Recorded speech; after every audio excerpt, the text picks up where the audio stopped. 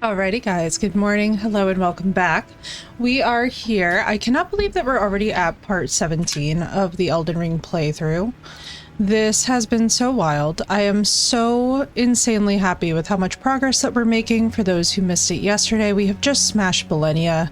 We are going to run around and we are going to do a whole plethora of stuff today. I'm not sure how many bosses we're going to get to and whatnot, but we're going to do some... Hey, Newts, it's good to see you. We're gonna do a little bit of item pickup. Phoenix, good morning. Hello, Ish. What am I doing?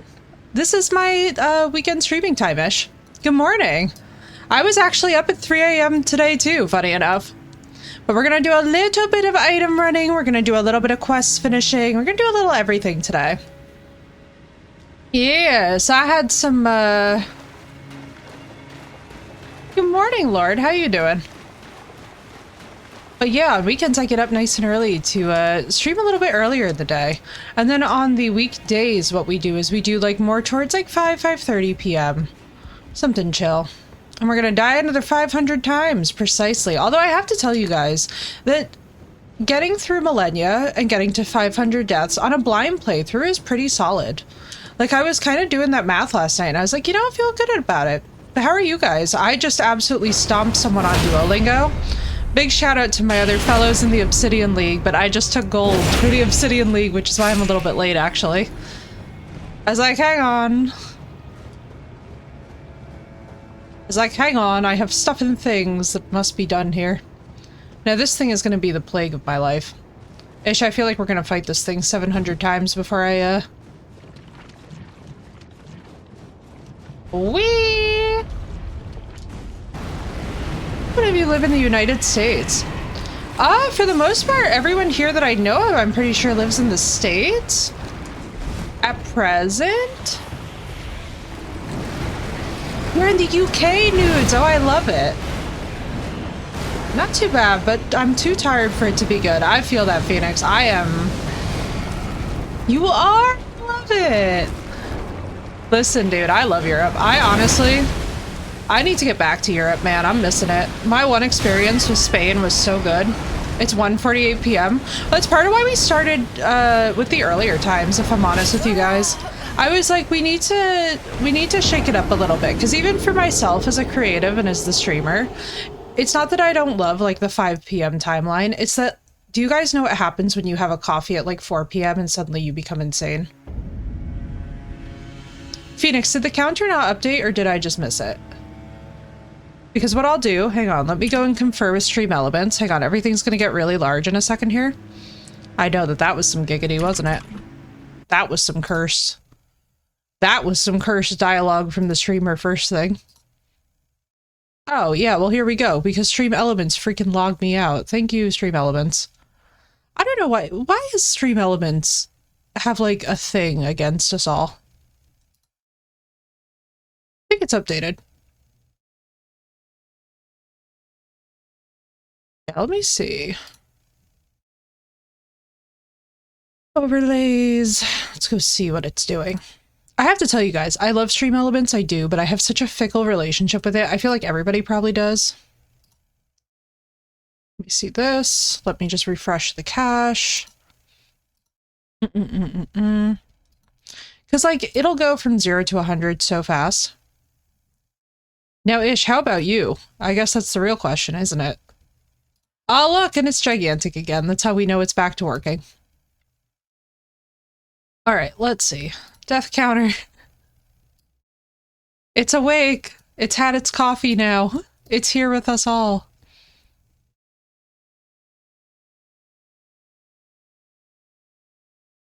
Live in Pittsburgh. Yes, I do remember that, actually.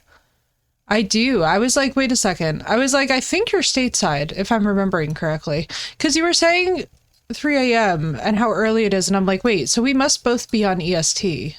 You know, like, you know what I mean? It's one of those things where sometimes with you guys, like, I can use the context clues of the sentence to be like, hang on a minute. And there's other times where I'm just like, I am atrocious at this. There's other times where I just forget altogether. But no, I change it up because as a creative, and I don't know if you guys ever feel this way, sometimes like when you're creating routines in your life and you're starting new stuff, you're like, I just need newness around me. So for me, waking up a little bit earlier, I was like, just feels good. Weather before you, do being less of you. Yeah, because we were talking about that too. Yes, about the storms and stuff. Yeah, there you go. It's like that's the little stuff that like helps the streamer remember, because like I'm not even gonna lie to y'all, sometimes, and I've asked my dad about this too, because like especially because he'll see a lot of strangers as a celebrity stylist. I'm like, Dad, how do you remember like someone's kid's name? And he's like, I will literally tie it to literary podcasts and other references, and I'm always so impressed by that. Like, for example, one of my friends has a kid named Stella, and I literally remember it because of the music. The musical reference, I was like, oh my god.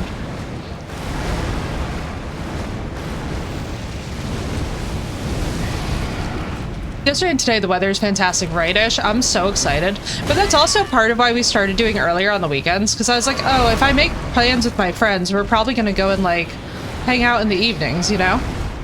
That way, like, we all get to hang out, we all get to do our thing. That way, like, we can all hang out and do our thing, but then we don't have to deal with the weirdness of, like, oh, if my friend has a birthday or something go on, I don't have to, like, miss it. Because I'd feel bad about that. Or, like, a baby shower that I have coming up actually next week. It's like, it'll probably be earlier in the day, so we'll switch to the evening section there. A streetcar named Desire? Exactly. Ta-da! Dude, I just saw that somebody named their puppy Stella. Like, they got a pair of golden retriever puppies named Stella and Luna. And I was like, stop it right now. This is the cutest thing. Ow. What a dick. You know, he's such a dickhead. Why are you so mean, bro? Wow, thank God for the bubble, you know? It ain't much, but it's something. Bro, I hate that there's no iframes on that. Marlon Brando? I think so, that sounds about right. Oh my god, wait, did I tell you guys the scariest thing that happened to me yesterday? Phoenix, you're gonna love this. This is so weird. It honestly belongs in a horror book of its own. I'm kidding, you got me all right, doesn't he? It honestly belongs in a horror story.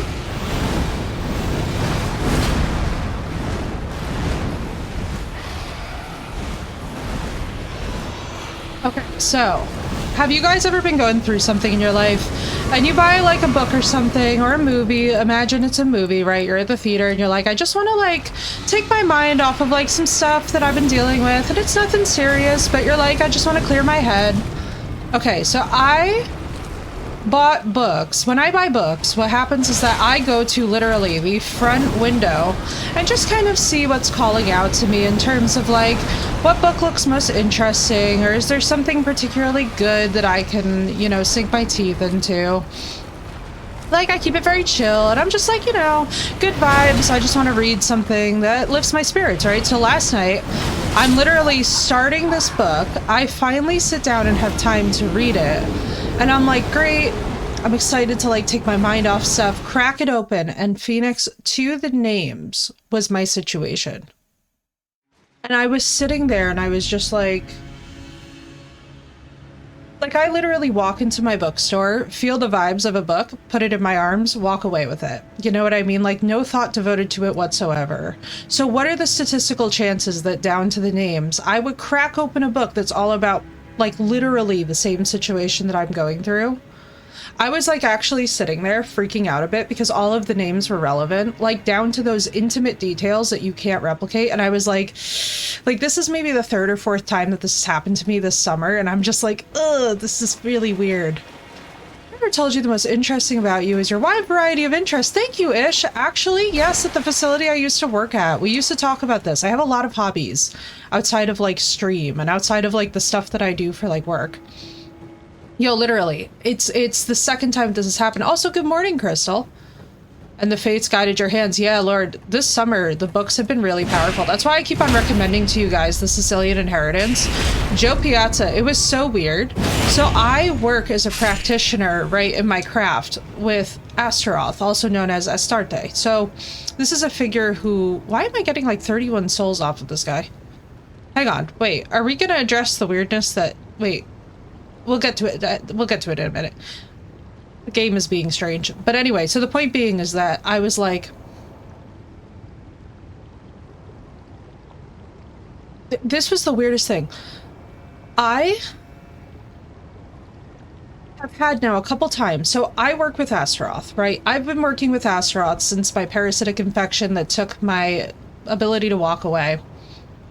What's up, Travo, right? Yo, literally, this is the craziest synchronicity. You guys aren't ready. So I've been working with Astaroth, also known as Astarte, also known as Venus, also known as Inanna. Basically, one of the most ancient goddesses known to mankind is who I work with. Okay, now a lot of her stories have basically been repurposed and actually assigned to the Virgin Mary and to Jesus. Like, so for example, her descent into the underworld and dying for 3 days is why during Easter time, which literally, by the way, so the way that you would say Ishtar is literally Easter. That's where the holiday's name comes from. It all originally belongs to the goddess, right? So I've been working with her for a couple of years. Oh, and here's the funniest part, Travo. Everything from the Greeks is literally stolen from the Babylonians. Like, basically, Ishtar Inanna is literally the combination of Venus, Aphrodite, with Athena. It's insane. It's insane. And this is what's so wild, okay? So I work with her, and I've been working with her now for a couple of years, because basically what happened, so when I left the neuroscience facility, I couldn't walk, right? I completely lost my ability to walk.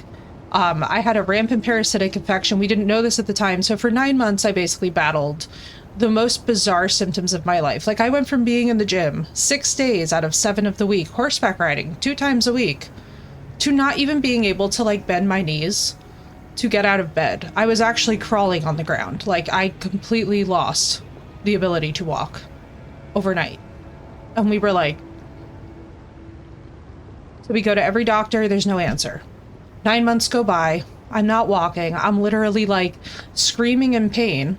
And Crystal, this is where I even found streamers. This is where I even found Twitch from, to be honest with you guys, because I had so much time. Like, I was like, I need to listen to human voices because I need to have human contact, because I'm like, I'm a neuroscientist. I know what happens if the brain gets deprived of social contact, right? And I was like, this is going to be bad. So I'm like laying in bed. And now this was about 8.5 months into my illness. I suddenly woke up one morning and I had this very strong certainty that I was going to die soon.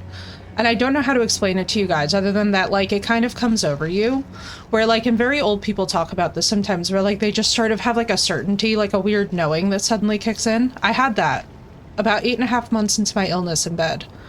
And so I woke up, I was very calm about it. But I had this impending sense for the first time in my life, by the way. So I had spent, like, most of my life dealing with suicidal ideation. I suddenly woke up and was like, I don't want to die. I don't like whatever this is. I'm not comfortable with this feeling. So I was walking around for about a week or two, and all of a sudden this one word kept coming back and back to my head, and it was Astaroth, Astaroth. And I'm like, what the fuck is this? But, like, you know, in that same way that you get stuck on a word or you get stuck on a thing, I hadn't seen it somewhere. I didn't read anything about it. Just this name, Astaroth, was like kicking around in my head. So finally, exactly, Phoenix, exactly that vibe. So finally I got to the point with it where I was like, well, you know what? We've tried everything else to try and get me to walk. The doctors are saying that they can't figure out why this happened. I don't know why it happened. I'm trying everything under the sun to possibly, like, budge this illness, right? Like, I don't even have 5 minutes of the day where I can walk comfortably. So finally I was like, Astaroth, Astaroth, Astaroth. Well, let me just Google it, finally. So I Google it. And all of this occult information pops up, right, about this figure. And I was just like, well, you know what? Yeah, right, Crystal? It's like, there's a weird certainty. There's a weird knowing that people get. It's really a sixth sense. So I'm, like, living in that. I have this name Astaroth kicking around in my head. And I was like, you know what? In traditional American Italian fashion, let's just throw the pasta at the wall and see what sticks. Like, I've never done ceremonial occultism before. What's the worst case scenario, right? It doesn't work. Like, you're telling me that this is an occult figure. You're telling me that you have all of these instructions and all of this stuff and all these guidelines to summon. I used to be a scientist, so let me use the only empiricism at my disposal. Try and favor the odds or whatever and see if it works. Like, screw it. Like, what's the worst that happens? I'm already, like, I have nothing to lose. And I'm not even shitting you guys when I say that I did this ritual, and it was like the roughest ritual that you could possibly imagine. Like, I could not go to the store to get actual candles. So I had those, like, you know, those battery chargeable, like, little light up tea lights? I literally had those. Somebody was like, use the right color candle. I like took my oil pastels and was like coloring on the candle. Like, we were in the struggle here, okay? We were oil pastels on the electric candle levels of struggle. But I was like, fuck it, we're just gonna try it. Who knows, right? Like, if it works, it works. And this was so weird. So I do the ritual, I write out everything, and I just got really raw. Like, I'm not somebody who asked for help, and I literally just sat there and was like, I need help. And I'll never forget, I just burst into hysterical tears after that point. Couldn't keep talking. I was just like, I need help. I was like, this is out of my hands. The doctors don't know what's happening. I don't know what's happening. I'm just waking up like this. Please help me. What's up, cat? And I shit you not, within 12 hours, you guys aren't ready for this. Within 12 hours, we had perfectly isolated a 13-inch long parasite specimen. I'm not even shitting you. A 13-inch long parasite specimen sent to the hospital, and I could walk. And I could walk. Right, Travo? They're scared of it, and it's literally part of our programming. Congratulations! Oh my god, this is such good news. I've been thinking about you and your cat nonstop. Oh my god, thank god. Oh, cat, congratulations. Oh, hallelujah. Oh, amen. This is the best. This is literally best news of the day. Cat, I am so thrilled to hear this. But yeah, Crystal, it was terrifying. So within 12 hours, I could suddenly walk. And it was one of those moments where, like, from that moment on, I never questioned it again. I was like, I am devoted to you for the whole rest of my life. Like, you have literally just saved my life. And the doctors, by the way, were, like, stymied. They were like, what the fuck? Now, this was all because I worked with animals, right? So I was a behavioral neuroscientist. I worked a lot with rodents in the lab. There's very, very few parasites that can jump between species, and the ones that can are very, very dangerous. Phoenix, when I tell you it was the craziest thing, and to this day, so everything that I wrote down on the petition to ask her about, because, like, you know, we all have other little extraneous stuff that I, like, tucked in there. Not only did it happen, but it's been this ongoing process with Astaroth where, like, okay, I'm her devotee. Like, at this point, she and I have a really good rapport. All of this happened, like, towards the end of 2022, like, think September.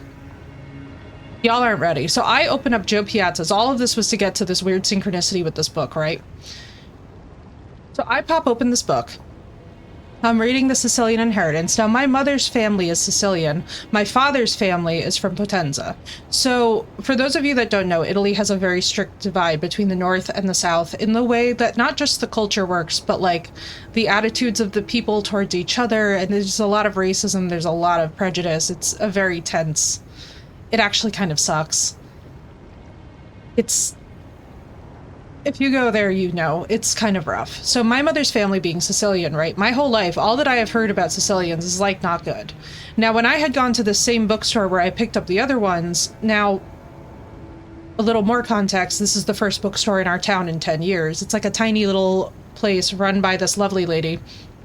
Very cool, love supporting her. I picked up the Sicilian Inheritance same way. Random pickup, popped it into my cart, didn't even think anything of it. When I opened up the Sicilian Inheritance, you're not even ready for this, but guess who's in the fucking book? And not only do the names align, by the way, again, with my situation.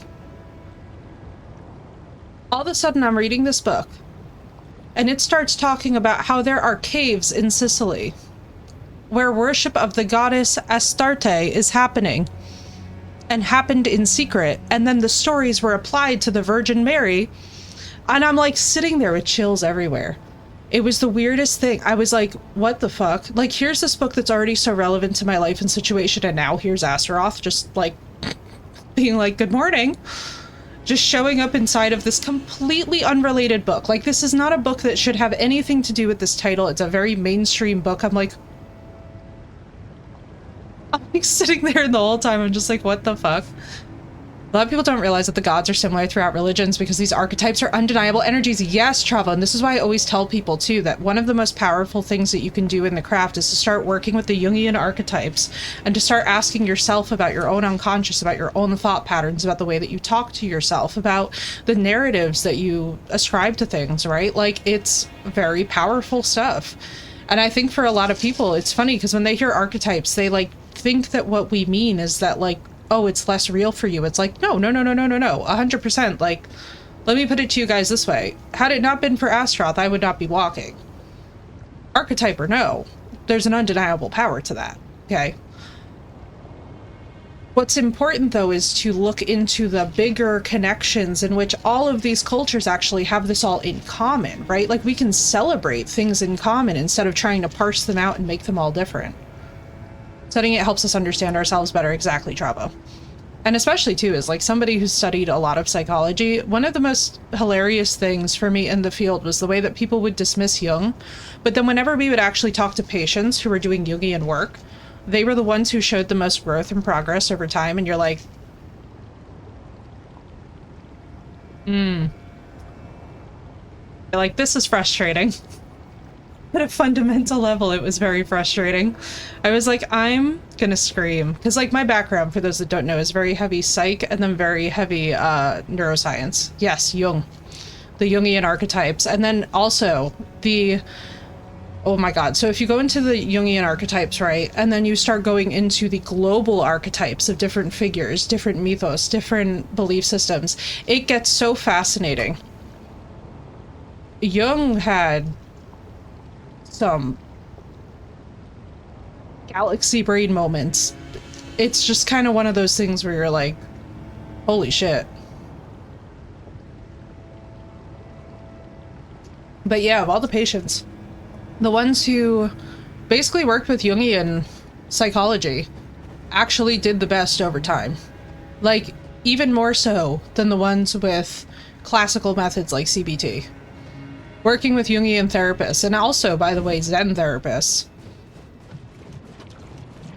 produced stronger results over time, especially in patients with PTSD, and I was like, oh, interesting. I was like, I wonder how this is just sort of like a fragmented version.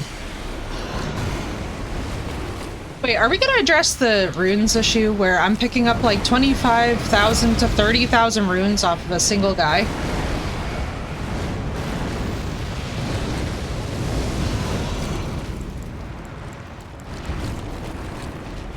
Here for Mikkela's Needle, yeah. Otherwise we're gonna have the Frenzied Flame ending, and while I don't know what that means for me as a person, I'm assuming it's not gonna be good. Also, is there like a talisman that we can get related to the rot that will make this a little less shitty? Or is it just like, no, you suck, get fucked?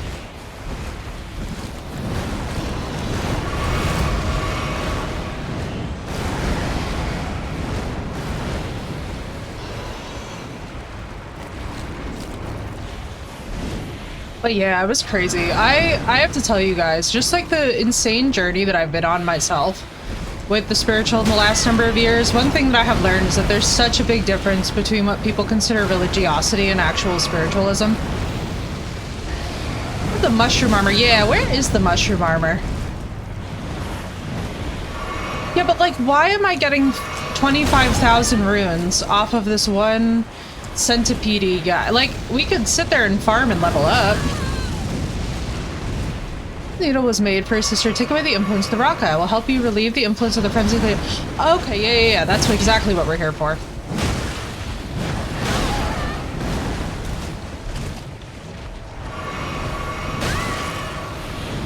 I hate this thing. Yo, right? I love Millennia as a figure. I was like, man, she's getting some fan art from me, let me tell you. Like, I haven't arted in a while, and I'm like, baby girl, you are the subject now. I wish I could make this thing jump off the cliff. 100,000 in like 10 seconds there? Yeah.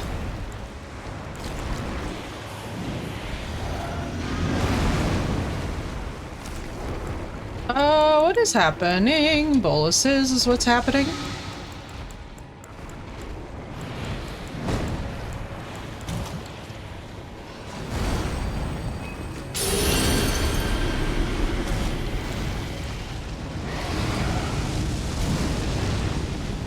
I love how this is not that good of a round, and I'm just like, Rune Arc.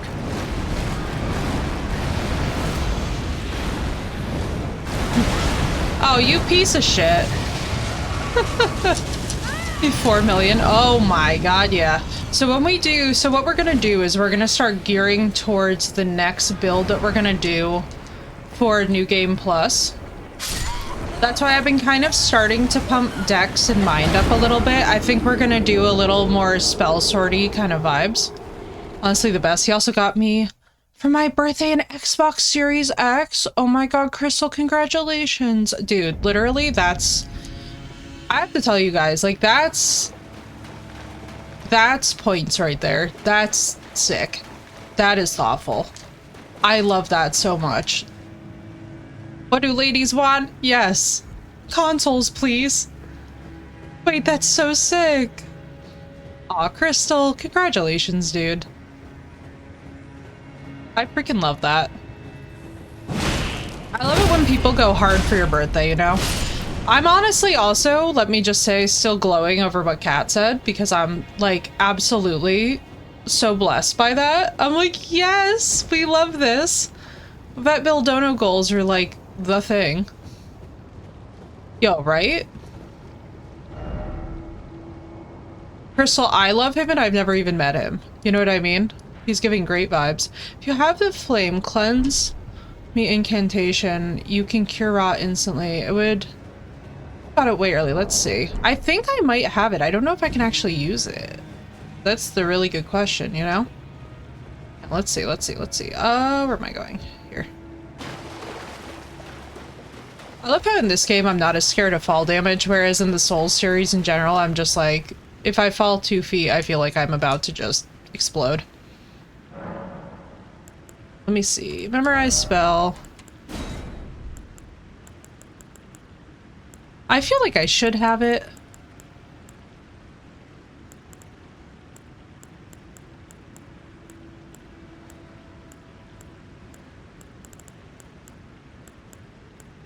No, I literally have probably like every other...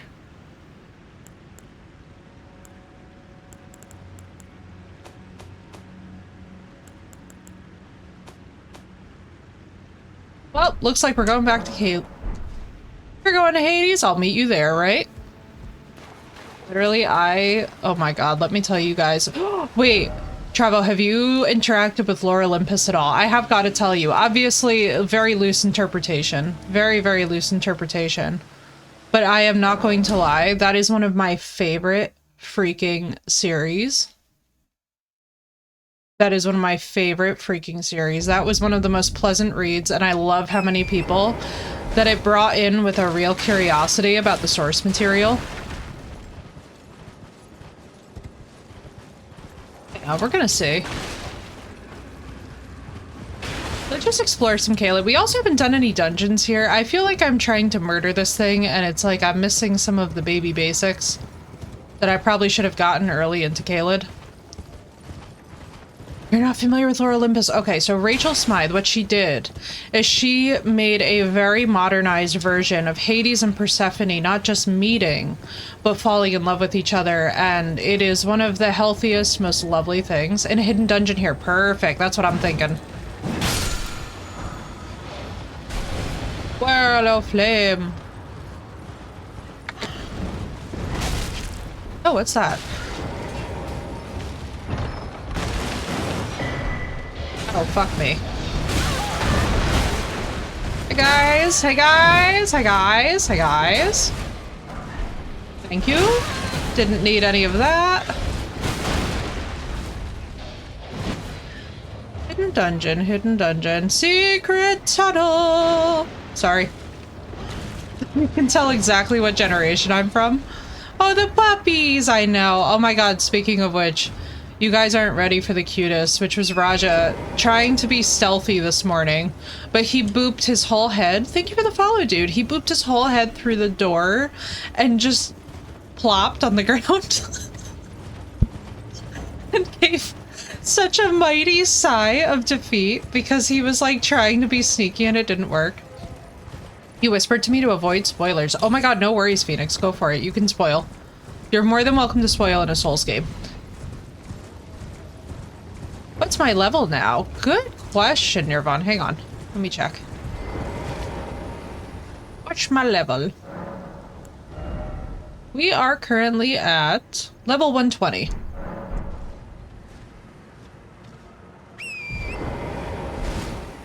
Oh, Lord Olympus. Yeah. Okay. Good. Yes. Yes, I shall get back to you as soon as I have the Twitch page open. One of the funny things about me is that as a streamer, I have got to tell you guys, I crack up whenever I hear that people are like, yes, I leave the Twitch page open. I'm like, really? Series Westworld was sort of related to Persephone with Dolores and the Man in the Black Hat. Bravo, you're reigniting my motivation to re-watch Westworld because I tried so hard to get into it with my dad. But you know, our thing with it is that we were watching it right after we were watching Game of Thrones. Like, we had watched a season of Game of Thrones, then we were like, oh cool, let's try Westworld. And that was the mistake, is that there's such a different sense of pacing between the two series that it just didn't land with us. But I was like, no, I know that this is good, I want to actually keep watching this. So I'm relieved to hear you say that, because I was like, wait, but I'm actually a bit sad. Puppy! But yes, I figured that you'd all really enjoy Raja, having tried to be stealthy. It was very cute. He was, the way that he just plopped on his little face, I was like, oh, not my baby. Thinking he'd sneak up on the master. Because what I do is when he's like deeply asleep, I sneak up on him. And he just completely loses his mind. Just like the classic Alice in Wonderland with the blue dress. You're right, Travo. You're right, dude. That was a serious... What's up, dude? Thank you for taking the time to follow. Welcome in. Unusual to this. Alright, what can we purchase here? Jewel pot.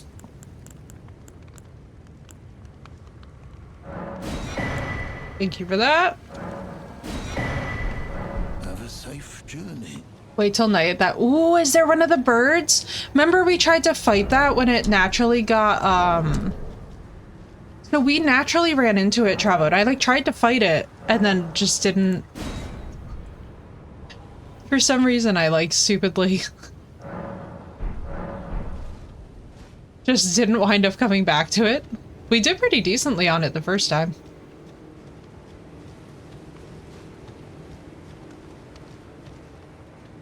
Enzel uses speed instead of stealth. He'll haul ass, but he'll usually look behind him and it gets him caught without fail, yeah, right?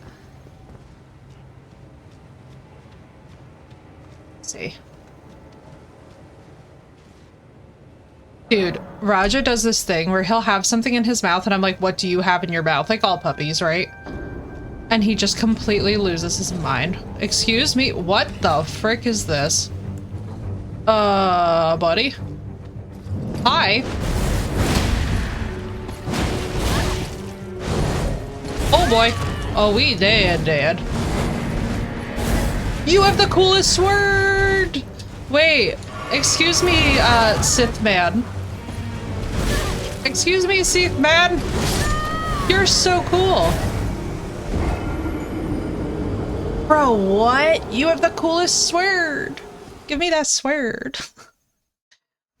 Although I wish it was like properly sized. See, I want to be like Cloud Strife or like, so if you get, oh wait. Chat. You know what we forgot? Hang on. We need Hot Mommy's armor.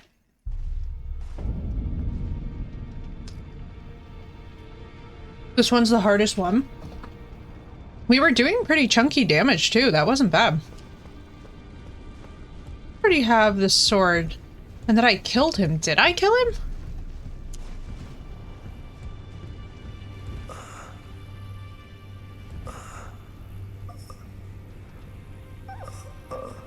Whoops.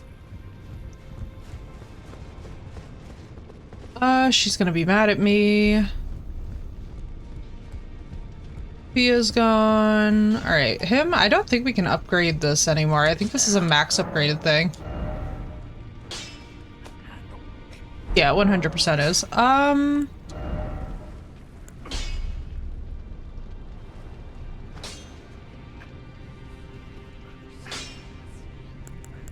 don't have anything like...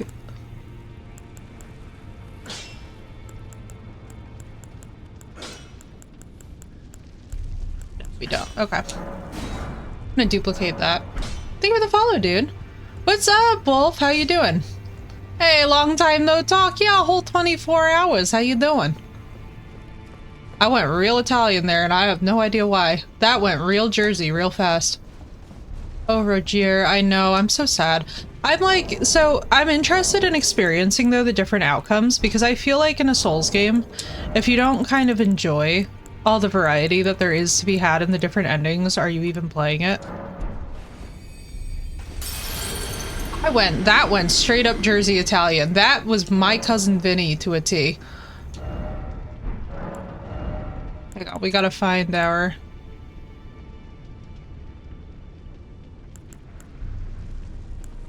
Okay, I'm not gonna lie, this is giving basic.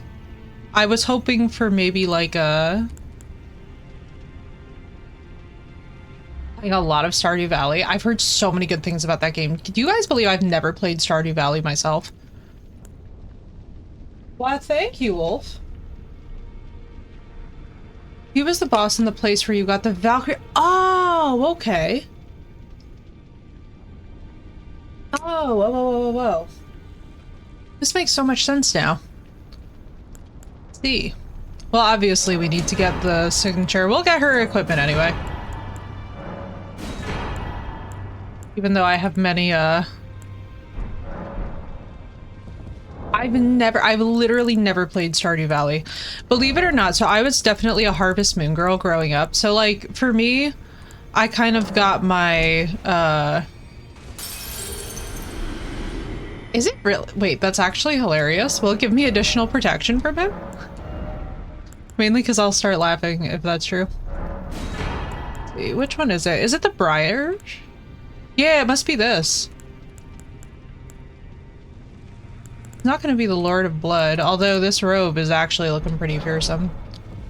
It is just like Harvest Moon, but the graphic difference is what was my, like, hesitation, right? So I played, oh my god, I played Harvest Moon: A Wonderful Life. When I tell you I went so ham on those family progression stories, you're not ready for it, Wolf. I was, like, out here with the different baby variations. I was like, all right, what lady do I like the best for my guy who's the chillest? Celia Supremacy, that's all I'm saying. If you know, you know. Oh, we could be actually really cute. That's... Wait, we're actually so cute, though? It's giving... Who did you marry? He's named Elmer the Briar Knight, a merchant murderer, so now he's the bell-bearing hunter. Ooh. I mean, we really should see it with the helmet, shouldn't we? I kind of love this armor. It's giving pastel goth. How do you not have the best immunity in the game, though, dude? You're literally... Like, how does this have... Okay, wait. Actually? This might be good. The blonde chick, forget her name.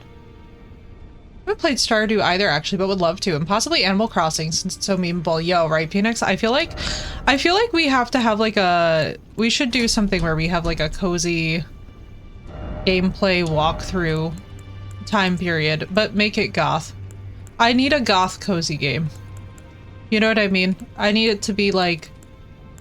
I need it to be as dark and intense. You know, why don't we just play Fear and Hunger when that time comes? I don't know why I'm like making... I don't know why I'm trying to reinvent the wheel here. No, we need our goth mommy set. It's how it has to be.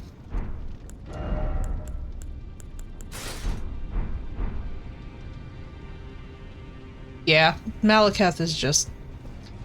Millennia's is cool. How would you like Cult of the Lamb? Never heard of it. Have you played Graveyard Keeper? Quantum, I haven't, but also I absolutely love your name.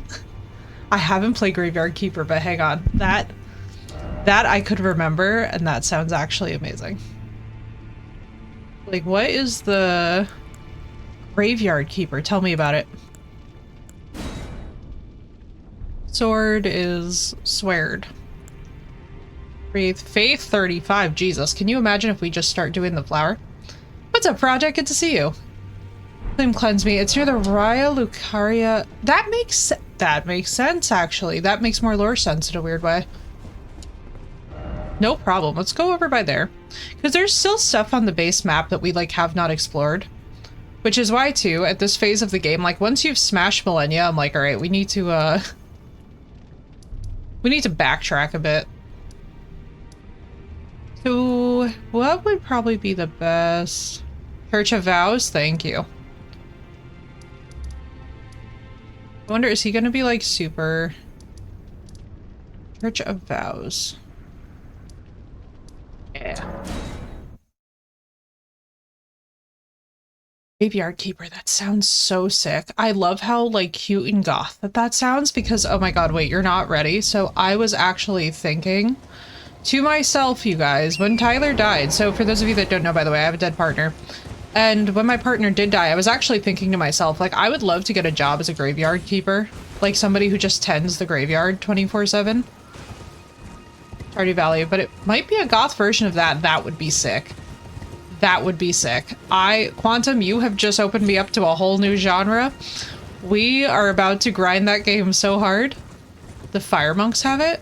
Oh, interesting. Okay, hang on. Let's go destroy the Fire Monk settlement.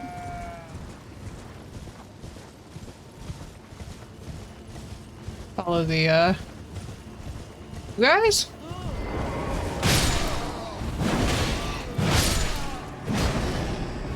No, you mean the camp, right? Yeah, the camp. What's up, Johnny? It's good to see you, dude. Yeah, it's like, I love cozy games with like a cute little goth twist that makes me feel like an Addams Family character. There's something about that just deeply satisfies me. Focusing on the Forgotten Graves. Because it's sad when Project, I feel the same way. You have no idea. So I'm somebody who, like, if I see that somebody else has left flowers for their dead loved one and they fall over, I'm obligated to refill the water and fix the bouquet and, like, you know, basically, like, make sure that everybody gets their flowers back, because I'm one of those people where, like, I cannot just walk past that in good conscience. Like, you cultivate your graveyard. It's very self-aware with some dark humor. Oh my god, I love that. Oh my god, we have to play it. Wait, I love it. Also, who here has played or heard of Fear and Hunger? Because I've heard that for, like, people who are very interested in the occult, this is, like, the game. Also, please laugh that as we're talking about this, I naturally go right to the graveyard. LOL! Cave that kills skeletons and they don't get- it's a holy blade. We have a holy butcher's knife. Why am I not using the holy butcher's? Sometimes I like- no, wait, do I have a holy butcher's? No, that might be Dark Souls 1. Hang on. I could have swore sacred butchering knife. Let me see. Commander Standard, where did... I could have swore. Dark Bones on my gravestone, right? What's up, Bless? What's up, Fairy Teller? Went to the graveyard in the daytime every day, Fairy Teller. I go without fail. And lately I have actually... Black Book. Yes, I have Black Book. So I played exactly 5 minutes of it. And the voice acting was really, really top tier. But I also love... Thank you for the follow, dude. I also just really love the base culture that the game originates around. I was like, wait, this is amazing. Were you at the stream where we met Llama? I wasn't, and I'm so sad. I meant to be there, but I've been having weird storm stuff. Every time that I leave the PC unattended, we start having a big thunderstorm, and I'm one of these people where, like, if something happens to my PC and it's my own negligence that does it, I'm never gonna forgive myself.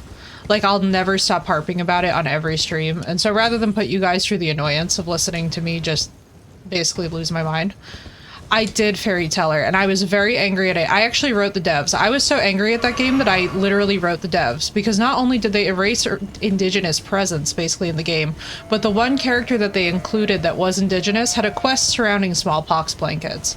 And as someone whose cousins are living currently on the res, this wasn't just like insulting. It's the kind of thing that's like, all right, look, when we were on our like 10th ball of angry white colonists, but you're telling me that there's no clump of furious furious indigenous people to actually be reckoning with here. I was just like, yeah, they lost me. The game had some wonderful moments where it was beautifully grief literate, and then it just fell off of a cliff. We got so much of the way through it, but then I got to the point where I was actually going hoarse because I was yelling at the game at that point. And I just was like, you know what? That's one of those moments where you just put the game down and you're like, nah. Saw that ish. Thank you. And thank you, Travo, for that. That was... yay. Now we can at least prevent the rot buildup. Alright, let's find the other stuff that we missed. So we said hidden thing in Caelid, right? So should I try that game or... okay, so I'm going to tell you this up front, Fairy Teller. It really depends on your personal preferences regarding the colonization of America. Like, I'll be super honest. The game is beautiful. It plays fine. The mechanics are fun. The quests are really engaging. Some of the quests were actually, I thought, more thoughtful and deep than some of the quests in The Witcher 3, and that's one of my top 5 favorite games of all time. For me, said you wouldn't do faith stuff, right? Fairy Tale? Yeah, I didn't think so either. And then I realized that I'm like steadily leveling mind because of my Ash of War, and I was like, oh wait, I'm being stupid. For me, it really depends on your feelings about the colonization of America. My vibe is that because my cousins are living on the res, I love so much of what the game is setting out to do, but the fact that where they fell through for me is with the indigenous folks just didn't sit well. So then we went to Steam, right? And on Steam, the developers actually hid any comment mentioning the word indigenous, which I feel like... so I wrote them, and I was just kind of like, this feels weird, it feels shady. I don't personally love this as a content creator. I feel like you should have done better. Why are the only balls of angry spirits that we're facing all white people? And it's basically just this kind of thing where it's like you're behaving as though this wasn't aggressive conflict, and I don't feel really super great about that. And basically their response to me was like, essentially they were trying to make this whole thing where it wouldn't have made narrative sense, and I'm like, yeah, but you can't really talk about this time period in history like this and just erase indigenous folks. Like, that's really weird. It's just weird. Like, you really could have just given us like even one quest that was just more nuanced than smallpox blankets. Like, I just didn't, I really just, it sat really poorly with me, Travo, especially too because I'm like, when we talk about grief literacy, right, like part of addressing grief isn't just at the individual level, but also at the collective level, and also the ways that it ripples out, right, onto a larger society. I was like, we're talking about a genocide and you're just pretending that that genocide didn't happen, and I'm not really cool with that. Like, I would acknowledge it, right, talk about it, even if you can't, like, I'm not saying rechange the whole narrative and center your game on it. What I'm saying is, like, why is it that for all of our base level enemies, there's only one type of angry group of dead people here, and yet we're walking on ground that's had hundreds of people's blood spilled on it? As the game set in literally the colonization period of America. Fairy Teller, it's so bad. It's literally like you land, and the area is being actively colonized, but no one's talking about the indigenous people. It's actually infuriating to the point where we were so pissed off. I don't think I've ever gotten so angry during a stream. I was fully like, I have to step away from the game because I'm too angry to keep playing the game. Which game is this? I want to not play it. It's Banisher's Ghost of New Eden. You guys can look it up. It's got a lot of details. I'm not gonna spend a whole stream in a different game shitting on a whole other game. But I'll put it to you guys this way. It was one of those games that once I put it down, I have never gone back. And I have never, like, sat there and been like, I wish we'd finish that. No. It gave me the ick to such a degree, and I don't normally get this as a gamer, but like when your dev response is basically just like citing the narrative, that to me just that for me that was the final straw. I was like, yeah, I could forgive the budget not allowing it or whatnot, but like this is we're past that. Literally, Phoenix, it could have just been spirits haunting a burial ground, and I think we all would have been okay. Now, it's not this cave that's hidden. It's a different cave. Where's the... There should be, like, a mine of some kind. I remember there being a Kaled mine of some sort.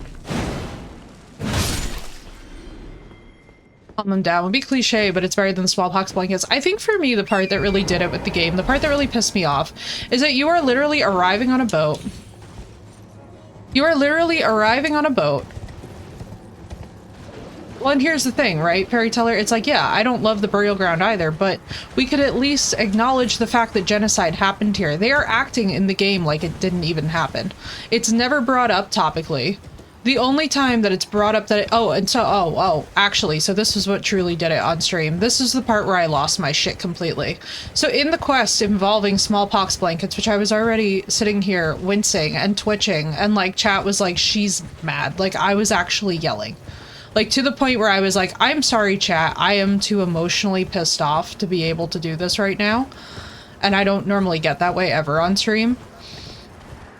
It was the fact that the character is literally like, okay, great, I'll handle this. I will handle these consequences because it's my family and friends who were murdered.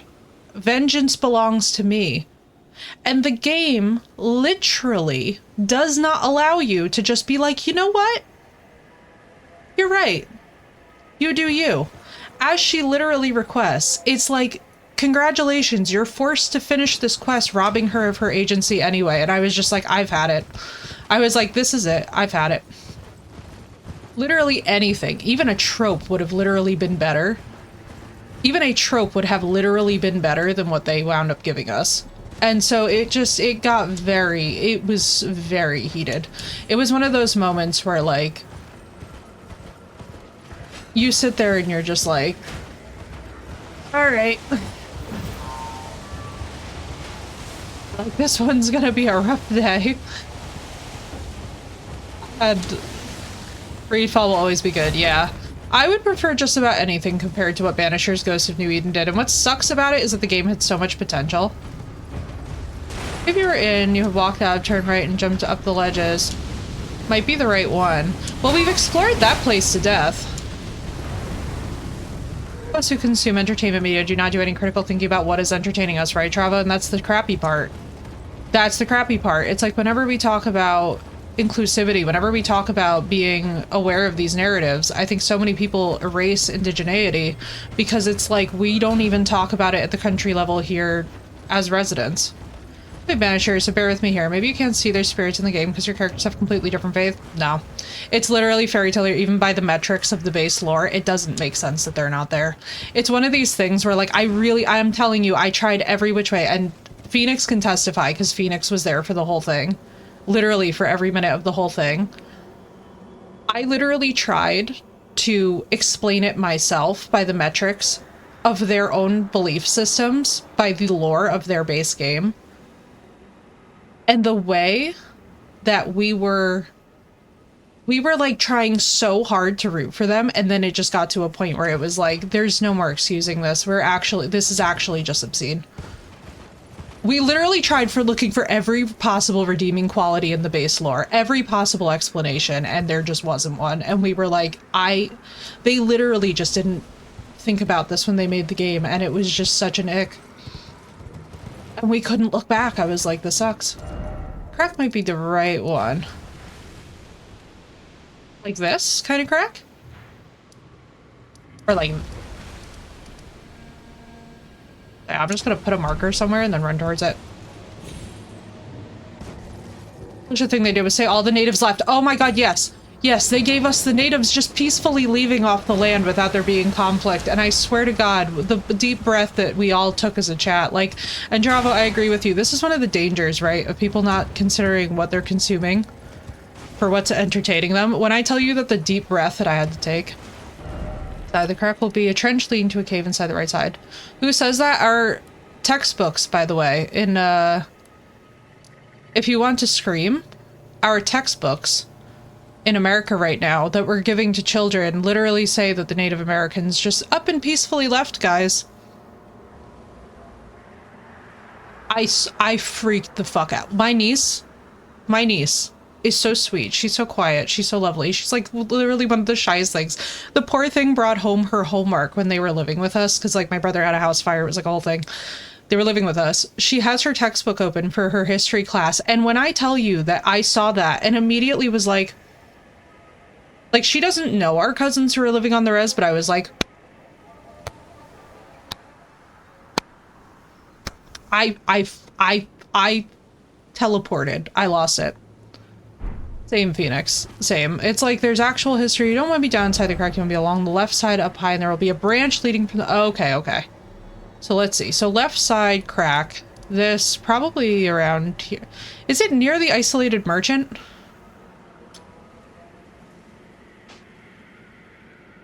Along the left side, you said. So it's probably this. Just looking at like general terrain.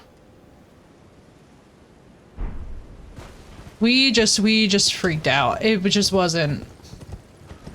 It just sucked. It sucked so hard. It was one of those games that was just like, honestly, if it was on sale for like, I'm not shitting you here. If it goes on sale for something like $10 to $12, I could see spending $10 to $12 on that game and trying it out for yourself, form your own opinions, you know, to each their own. This happens to be one of the topics in history that I'm really passionate about because it involves my family, so I don't really get the luxury of being able to be like super detached when it comes to this discussion. I would not spend, however, $40 on a game that intentionally erases indigenous people. That's something that for me is a very, like, I get very ragey very fast, especially too when people try and blow it off as if it wasn't as bad as it was. It's like, so for example, I'm Italian, right? American Italian, and a lot of people still are trying to own Columbus as like some kind of Italian hero. And I'm like, I need you to understand that he was smashing babies' heads on rocks. Please let him go, American Italians. I need you to please let him go. He was dragged back to Spain in chains for his crimes against humanity. Please let him go. Please let him, like, please stop embarrassing yourselves by sitting here and talking about Columbus as if he was some sort of hero. This is literally humiliating. And it's at the point where you just sort of realize that reading comprehension is beating people's asses. And I like, that's one of those topics with me that like, there's not even question about it. It's just like, why are we defending this? I'm like, what? Like, now look. Hate bigotry of any kind. Yeah, and it gives you the ick. It really, there's something that just didn't sit well. Crack right along. Okay, good. It just was like it was very tone deaf, at the very least. You know, regardless of where you stand on the level of how offensive I personally found it, for me it was just like, ugh. Like, yeah.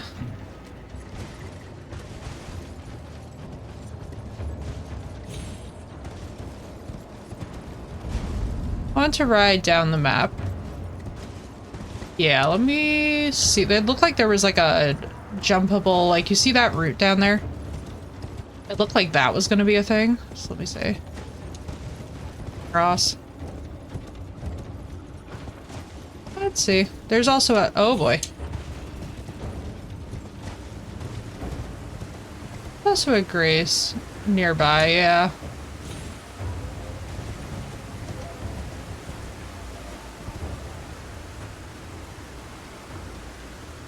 What's up, Cray? Oh my god, Cray, we were just talking about Banisher's Ghosts of New Eden.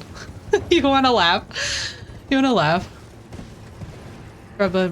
Yes, exactly, Fairy Teller. And that's why, like, when it comes to the gaming industry, the fact that oh, thank you, Cray, it's doing better. I worked out some of the trigger points of my deck last night, which was like, the game changer. My neck apparently got very compressed from that whole fall, and I was like, oh great. Yeah, Fairy Teller, when I tell you that there are certain things about history that I will always be vocal about, one of them is always going to be Indigenous people and the way that they're treated across every culture. Like,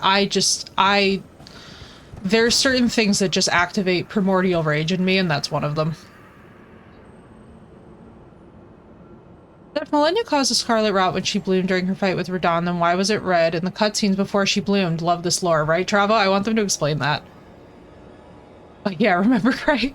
My god, poor Cray. The one time that we have ever... The one time on this stream that we have all ever seen me just completely lose it. But honestly, lost it for the right reasons. Thank you, Ish. Found it. We are here. Dude, we completely lost it. God bless Cray. We were talking about it after, and he was like, you were so heated about this. I was like, I am losing my mind. The spine, that was a big suck up. Well, so here's the thing. It didn't miss my spine, Phoenix. I actually was laying on the ground, not able to walk for about 20 minutes, and I was livid. When I tell you that in that moment, after finally getting good news from my doctor, was like, I'm not tolerating this nonsense.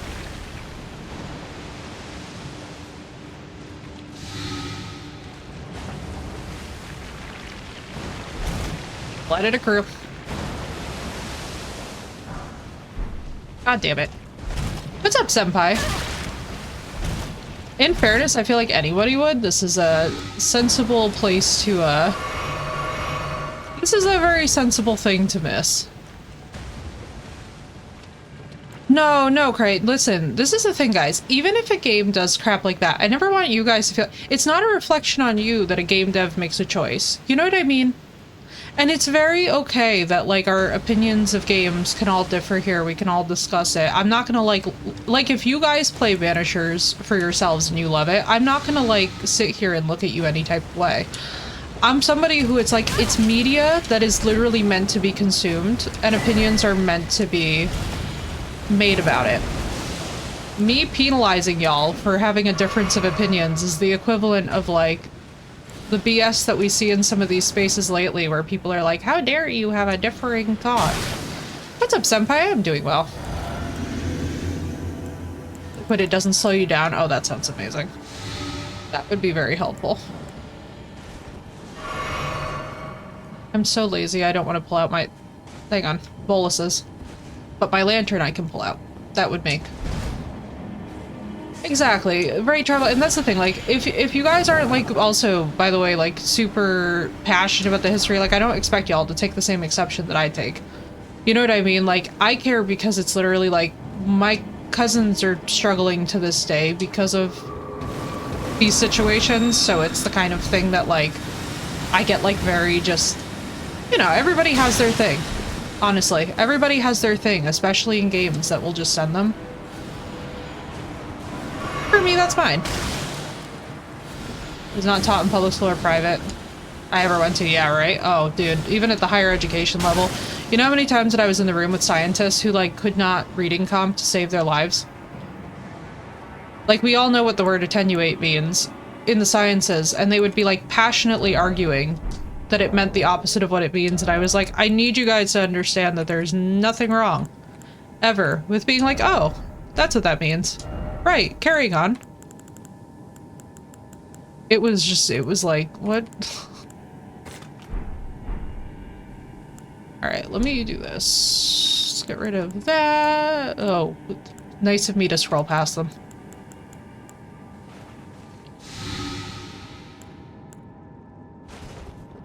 The scarlet rot and the poison.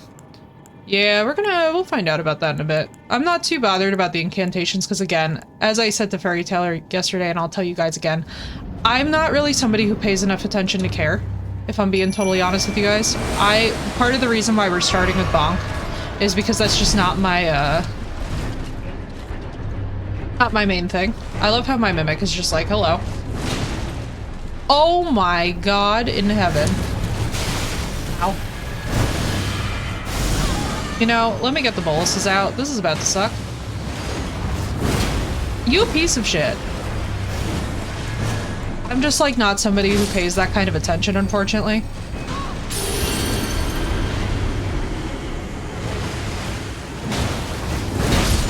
So like I would that was hilarious. So I would like forget that the thing existed. I have very serious popcorn brain when it comes to these games because like I just get very like tunnel visioned. Ish can tell you because Ish has been, I think it took Ish literally 100 times to tell me to use the lion's claw. Not only one boss. We'll count it as 2 since it was technically 2 different health bars. Clean Rat Knights, whoever made it back with Millennia, right?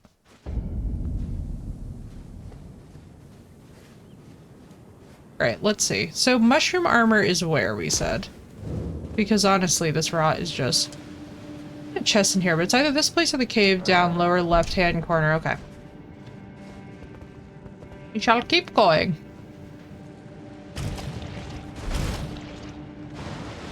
But yeah, my brain doesn't really like think in terms of like, oh, let me cast the incantation. It would have to be, I can like barely remember to use my bubble tier, which is like, it's hilarious because it's the bubble.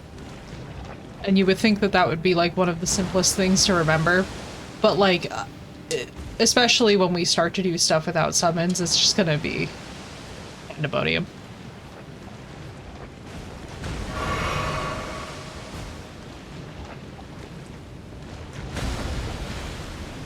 Dear God in heaven.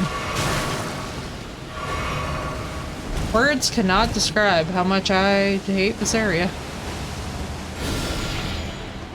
Even for Caleb, this is a bit much.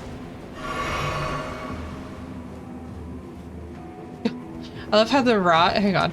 I love how the rot was my lighting. I was like, oh good, the way is lit. Good morning, Goodwin, how you doing?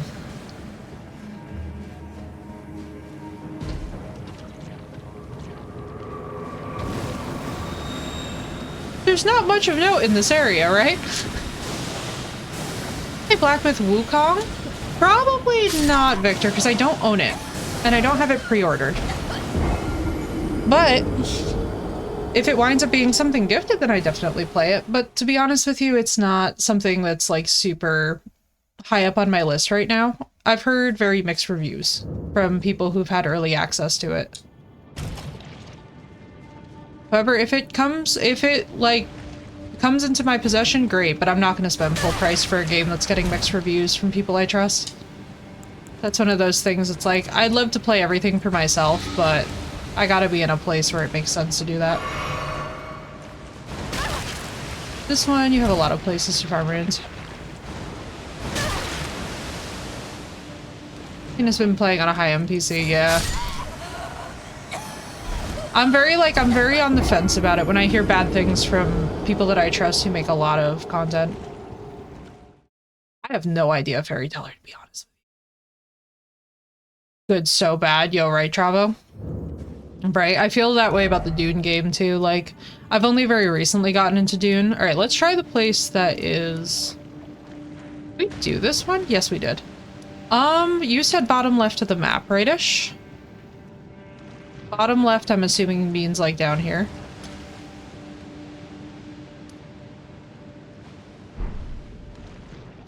It's on a Chinese fairy tale journey to the west. So I have some interest. Yeah, no, I'm interested in the lore. Don't get me wrong. The lore, absolutely. The actual game itself, I don't know how it's going to be. I want to walk back out of it and turn left. Okay.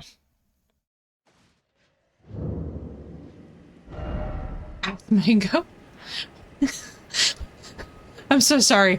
I'm not trying to laugh because of that. I'm laughing because that is genuinely a name I was not expecting to ever see in my life.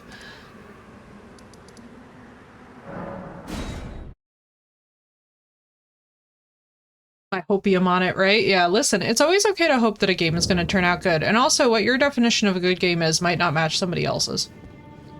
I am Bika, what's up? A hopium. Indeed. It's okay to hope that a game is going to turn... Like, listen, I'm not even going to lie to y'all. Y'all know that Dragon's Dogma 2 is one of my favorites. A lot of people were very pissed off about that game. totally understand it. I'm okay. My neck really hurts. But I've been working it through. Alright, so you said leave the cave that we were in, turn left. Twisted the name into a caricature. Listen, I understand though. I've had YouTube sometimes recommend people to me and I'm just like, am I high?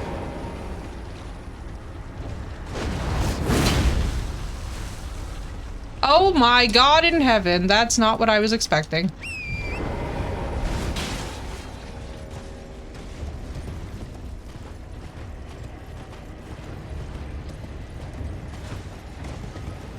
Alright, let's go... Where are we going? Cave below the fort. If you fast travel, then walk out of that cave and turn right.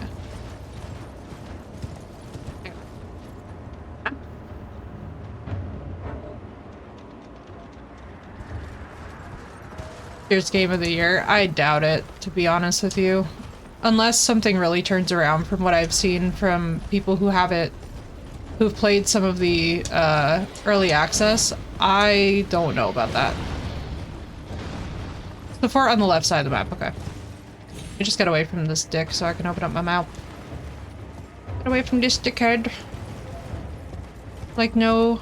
No, no. Be very boiled down to everyone is so easily triggered these days. When we're triggered, we're always right. That's... Yeah, I mean, like, so I have no idea who the content creator is, if I'm totally honest with you guys. Like, I don't really interact with content where... Basically, anytime that somebody is like, oh... It's like a lot of commentary on the way that people think these days. I'm just like, yeah, I'm not interested. I don't care at all.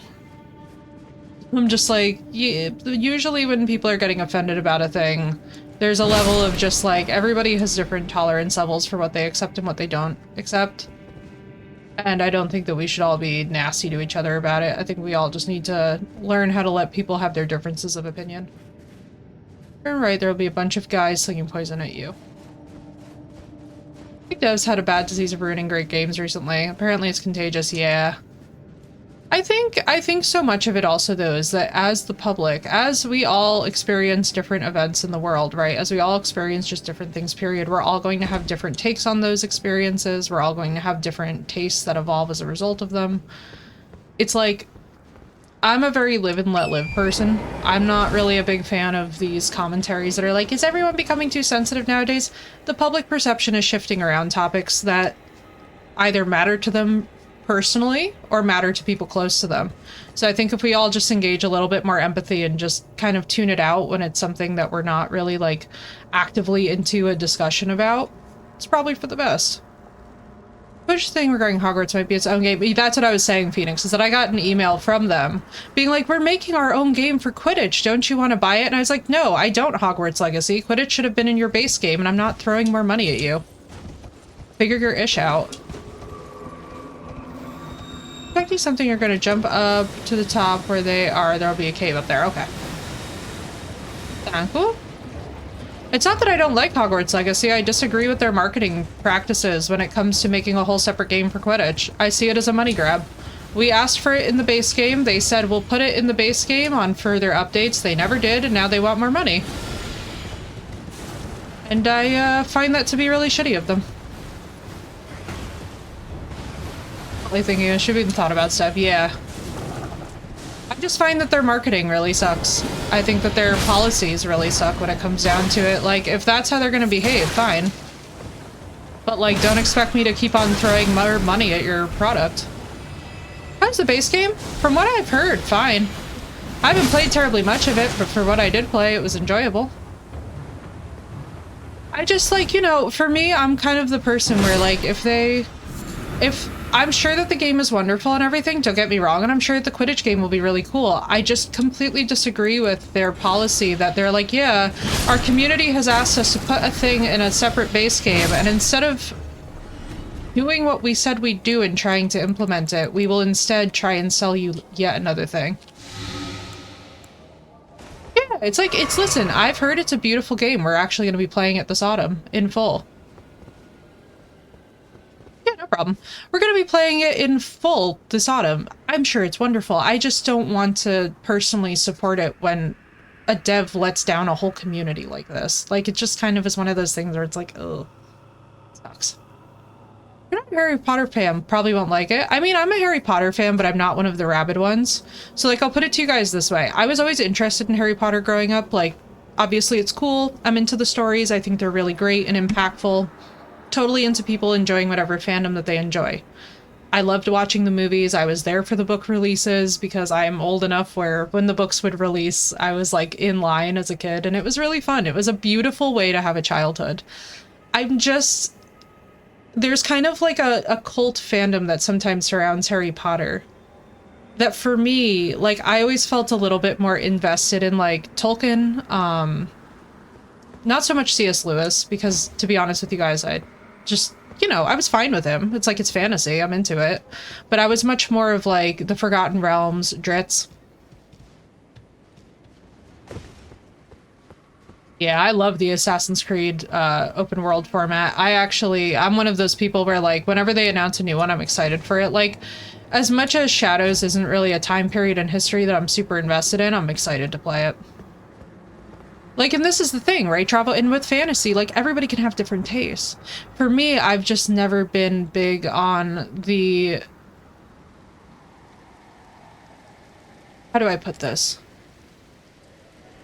For me with Harry Potter, part of the thing, and I'm so excited to see fantasy go mainstream, right? Where we have like a whole amusement park. We have like, you know, it's like a very mainstream thing for people to be into it. I just didn't like it when it turned into people...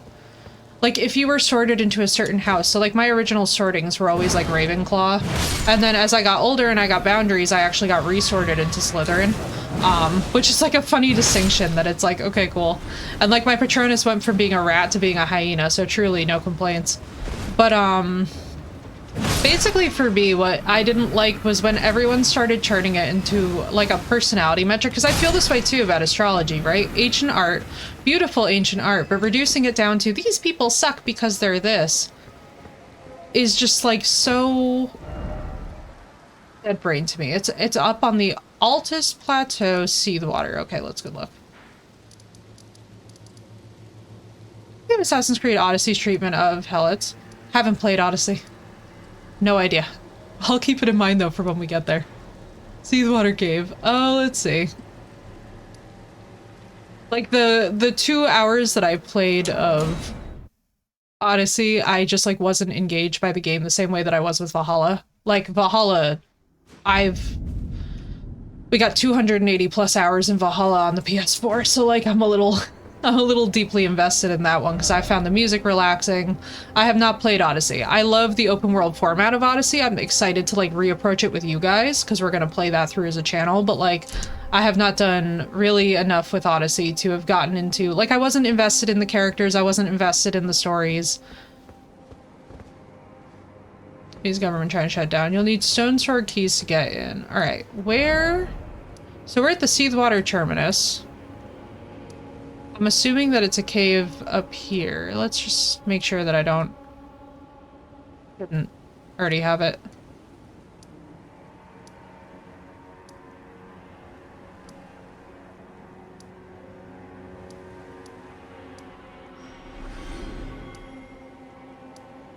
Not for Hogwarts.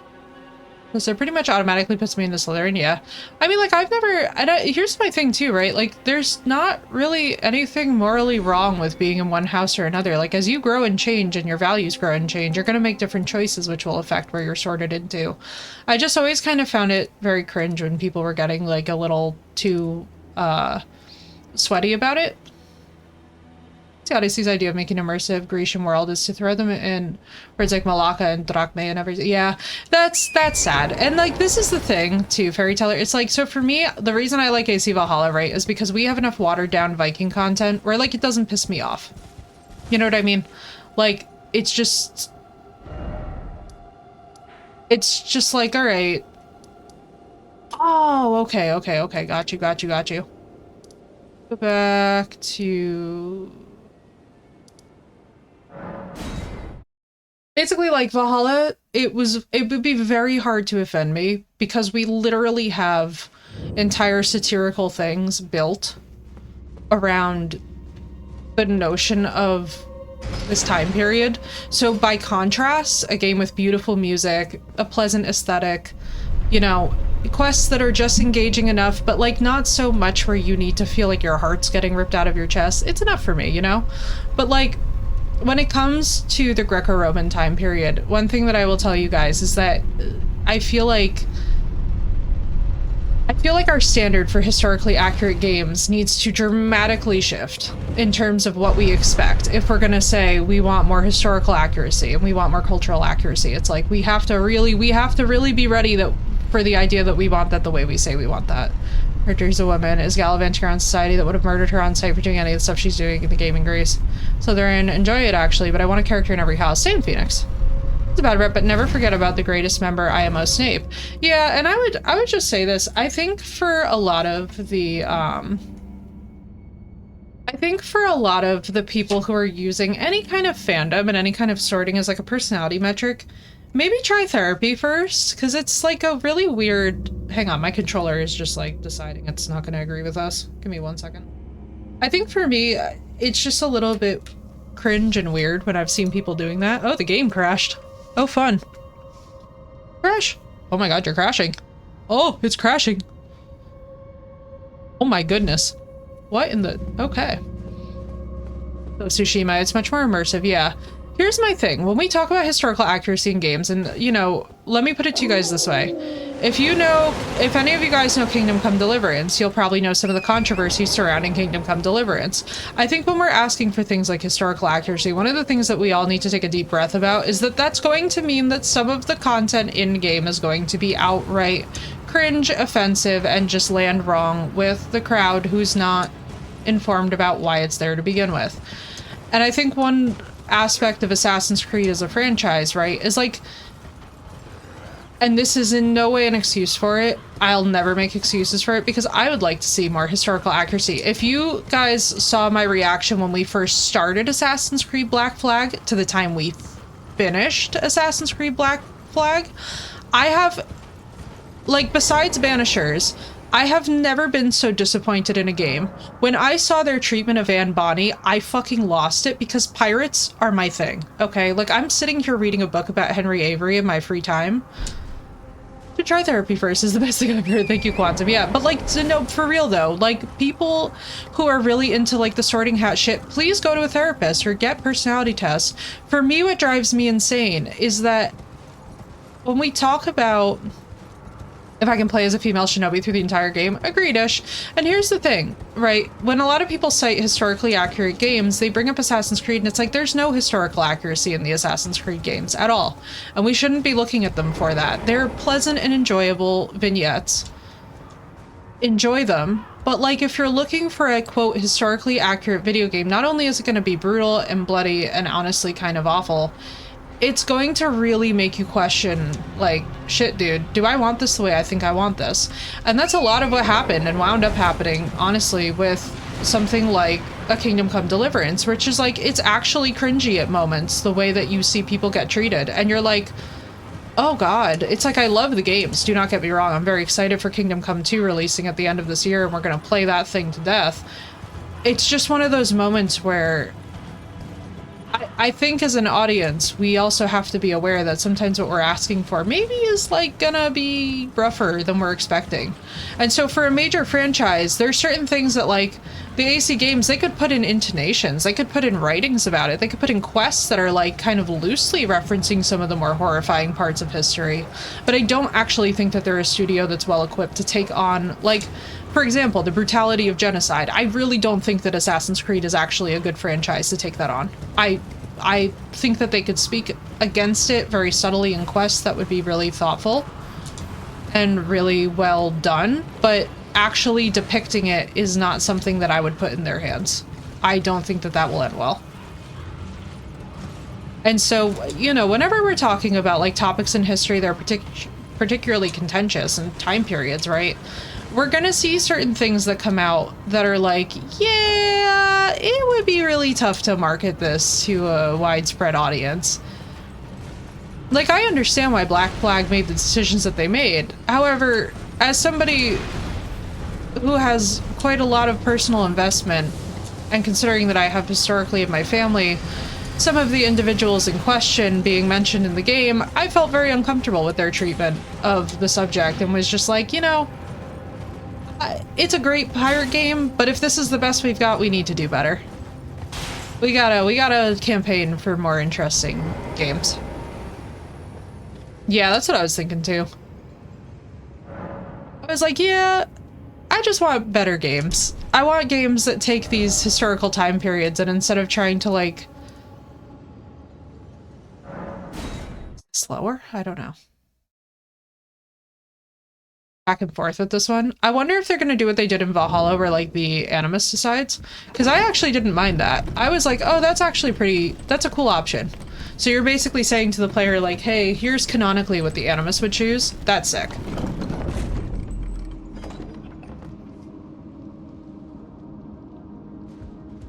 And here's the thing, right? I did not mind at all with Valhalla. The moments where you switch from one gender to the other. I enjoyed that, actually. I found that kind of like, oh, cool, refreshing. Like, it wasn't all that much of an ordeal for me, even though I was playing a canonically female Eivor. It properly was number 2, right, Project? Yeah. Number 2, I mean, Ezio is such a... oh god, I want them to go back. Okay, so let me put it to you guys this way.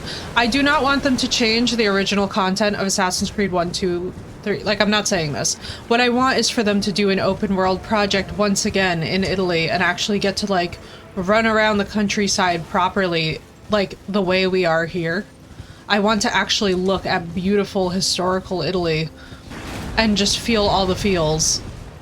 Because family affiliation. It's just one of those things where, like, whenever I say that, I think people get like, oh, you want them to change the old ones into open worlds. I would like there to be an option where we visit open world Italy again with much more updated graphics and beauty and just get to, like, have this, but in Italy. I think it'd be lovely. And that's why I'm so excited for Inotria. I cannot wait to play Inotria more. The demo we were obsessed with. I am so freaking... The amount of lore digging that we're about to do for Inotria is not going to be normal. I'm getting very invested in the base lore. That's a month when it came to Salem children. Yeah, that's horrible. That's kind of rough. Implying death the whole way through and then just suddenly bludgeoning you with, like, surprise is rough. Played all the way through is Assassin's Creed Les Miserables. Oh, Assassin's Creed Unity. Oh, cool. I've heard really good things about some of them. For me, Black Flag just, and it's a beautiful game and I love the game if we don't look at it. If we were to take out all of the historical figures in Black Flag, I would have loved that game. I wish that they just, instead of using legendary figures, they really should have just made new figures because the level of butchery was just like at a point where I was like, as somebody who really is invested in the actual history of this time period, it just didn't hit. As a pirate game, fantastic. As a historical whatever, no. And again, much like the personality test discussion, same vibe. Please just make a game for the love of making a game about pirates. Why do we need, like, this is what I did not understand about Skull and Bones. You already had a perfect template in Black Flag. You have everybody saying, like, this is the best of the Assassin's Creed series, by and large, from the people that we've spoken to within the Assassin's Creed community. Why was there such a need to, like, not take that template, literally copy-paste, and just switch around the quest line? Like, you had a working model. People would have gladly signed on to that. And I just think that sometimes it's like they're trying to reinvent the wheel. And you're like, please devs, just, it's not, this isn't always rocket scientists. It's like having a good dragon game. Why don't we have a good dragon game where it's not just like, oh, we're playing as a dragon, but we have a dragon mount that actually flies everywhere and breathes fire. Like, my favorite mod for Skyrim, right, is the dragon mount mod where you just fly across the map. It is actually so relaxing after a long day to just fly around the map of Skyrim on a dragon mount. Good what's up, dude? Welcome in. Welcome back. Good to see you. How you doing? And the Les Mis towards the end. I mean, listen, and might be a controversial opinion. I liked the, you know, the newer live-action version of Les Mis? I actually had a great time watching that with my dad. Like, for those who don't know, my dad's also, besides being a really stellar hairstylist, he's also an opera singer. He also has a whole theater background. So for him, Les Mis is like one of those pieces that he's performed like 100 times. So as he and I were discussing it, we were like, yeah, we actually really enjoy the newer version of Les Mis for what it is. You know, it's like, you can enjoy a thing for what it is without thinking it's like, you know, the pinnacle of entertainment. Yeah, I thought the cast was amazing. I think that they all did a really beautiful job, and like he worked on The Greatest Showman, right? So like my dad did hair for The Greatest Showman, and he was talking about like, you know, just how exciting it was when like Zendaya walked on set and literally the entire cast just started cheering. Hugh Jackman singing his own parts was like actually really dope for my dad to witness and see. Like Hugh Jackman's a really sweet guy. It's like sometimes, I swear, I think like the expectation of the consumer is like the entertainment must be peak. It must be the best thing that's ever, like, y'all, please fix your dopamine. You could just like the thing because you like it. It's like, I love this old PS2 game called Drake and the Ancient Skates. By today's standards, this thing would be regarded as a piece of shit. For what it was back in the day, phenomenal. Great game. Would love to see a remake of the Draken series. I would literally teach myself how to remake the game if I could. Just to bring it to you guys so that you could witness it for yourselves, because it's awesome.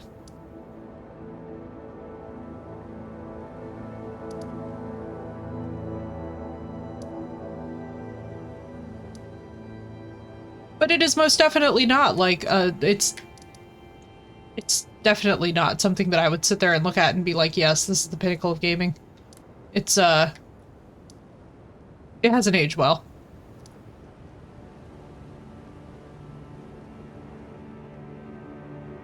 How would I feel like Ish is probably aware of what I'm about to ask. I'm like, am I using it? See.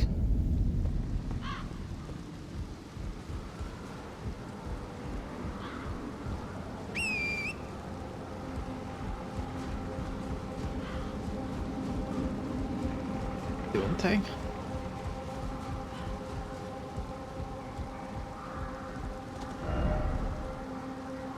This way, and then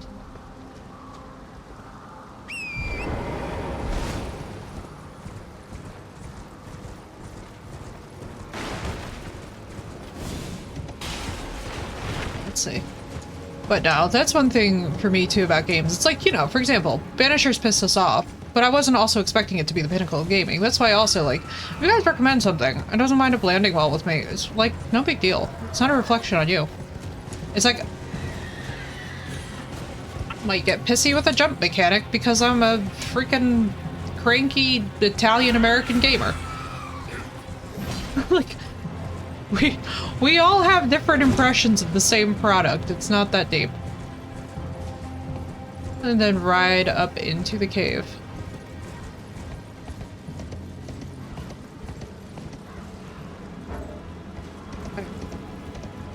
The Outer Gods is mostly H.P. Lovecraft. I know. I love all the Lovecraftian elements across all the Soulsborns, by the way. Like, that's one thing, too, with Bloodborne. It's like, it was so funny hearing somebody be like, I can't play Bloodborne. It's in 30 FPS. And I'm like, medically, I don't know if this checks out, but, like, you can then move the cursor straight down.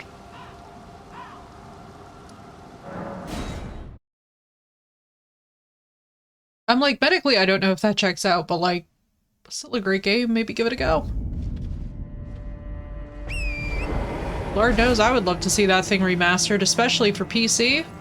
Ooh, baby. If they could please just give that to us. If they could please, for the love of God, just give us Bloodborne redone. If we could fight to get that back from Sony, I would be so happy for the rest of my life. Bloodborne. Lord, Bloodborne. That game is a masterpiece, but Sony absolutely sucks. Running sleep. Also lurking, no problem, dude. I stayed up all night. Man, I'd be a lot meaner. You know, right? You're like, I can do more, you know. I'm capable of doing worse than this. Okay, I see where it is.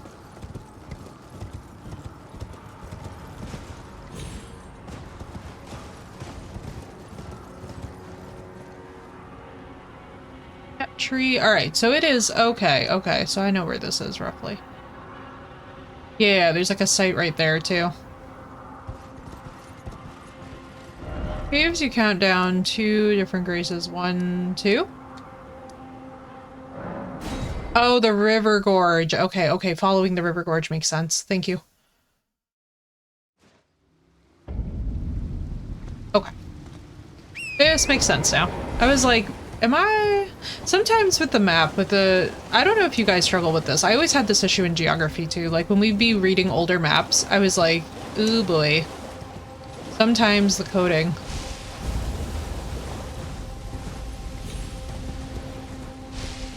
Was PS explicit?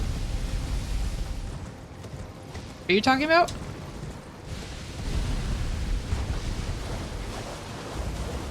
Dark Souls was an answer to Bloodborne? Can somebody who knows more about FromSoft than I am fact check that for me, please? Because I'm not aware of release years, but I'm pretty sure Dark Souls Remastered came out before Bloodborne did. It was PS exclusive. Well, I hate Sony. So I'm gonna put it to you this way. Either way, regardless of what their intention with it was, it doesn't change the fact that any exclusive console BS is BS in this time period. Like, for me, I have no patience for any of that shit. I'm like, stop it with the exclusives. Stop trying to bully us into buying your console. Make a great product. People will buy it. Enough. I'm like, I hate it when people justify that crap with like, ugh. It's like, release Shadow of the Colossus and The Last Guardian, please. Those are beautiful games. Thank you, Quantum. Because I was like, wait. I know for a fact that Dark Souls 1 came out before. I was like, wait. It's like, wait, I don't know many things in my life when it comes to release year. I don't pay that much attention, but I do pay enough attention to be like...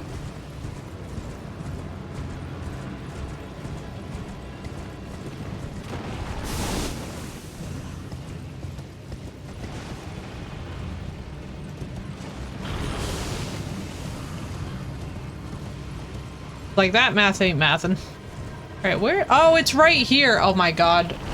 Ish is probably laughing so hard. Ish is literally like, wisdom is chasing you, but you have been faster. I believe Dark Souls 1 came out on those, yeah. That sounds about right. Came out before Bloodborne. Bikura, welcome in, dude. Ooh, I like your name, and I like the color of your name, the hot pink. Yeah, I was like, wait. Now, if we're talking about Dark Souls 3...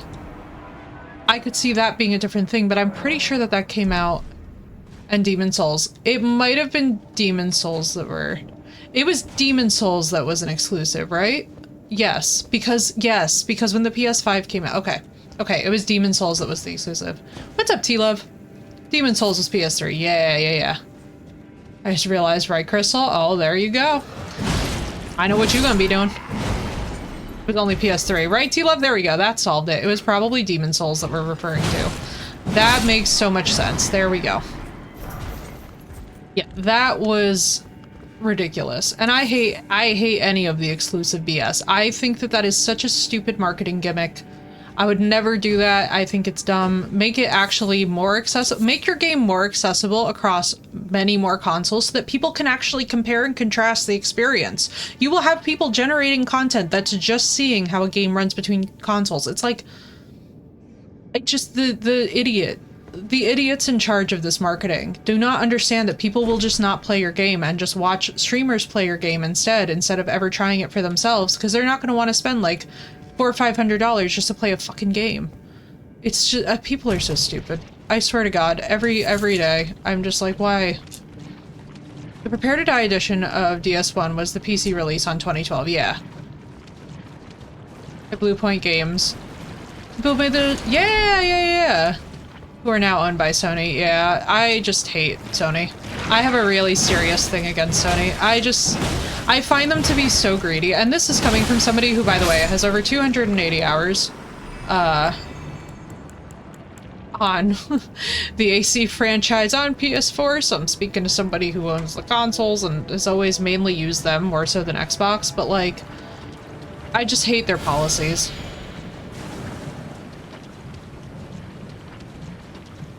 Yeah, I don't have money to just get an entire system for a game. Also 30 FPS, yeah. Yeah, and it's like, dude, and it can medically make people motion sick, and I completely understand it. I think I probably had that experience with Bloodborne as well. It's like, I wish that they would allow, though, after a certain number of years, it's like, PS5 along with all, I don't, listen, y'all, whatever you choose to game on, if you guys tell me that you have retconned a microwave and have it running a game, I'm supporting it, okay? I don't care what other folks game on. That ain't my bag to shit on. And I don't like people, especially in the gaming industry, who start talking about, like, you play on this? Like, oh, fuck off. Money to get the consoles. You make the money to get the consoles. Honestly, I'm fine with my PS5, because Xbox seems to be slowly going multi-plat, yeah. But we all have to see in time. Listen, I'm not saying don't buy from PlayStation. I'm not saying don't buy from Sony. What I'm saying is that for me personally, yeah, there it is. What I'm saying is that for me personally, I find it to be an idiotic marketing gimmick when you're like, you can only get this game on our platform. Like, people are just gonna not buy the console. Like, they're just not going to, and they'll watch streamers instead. It's like, you will make objectively less money. This is stupid.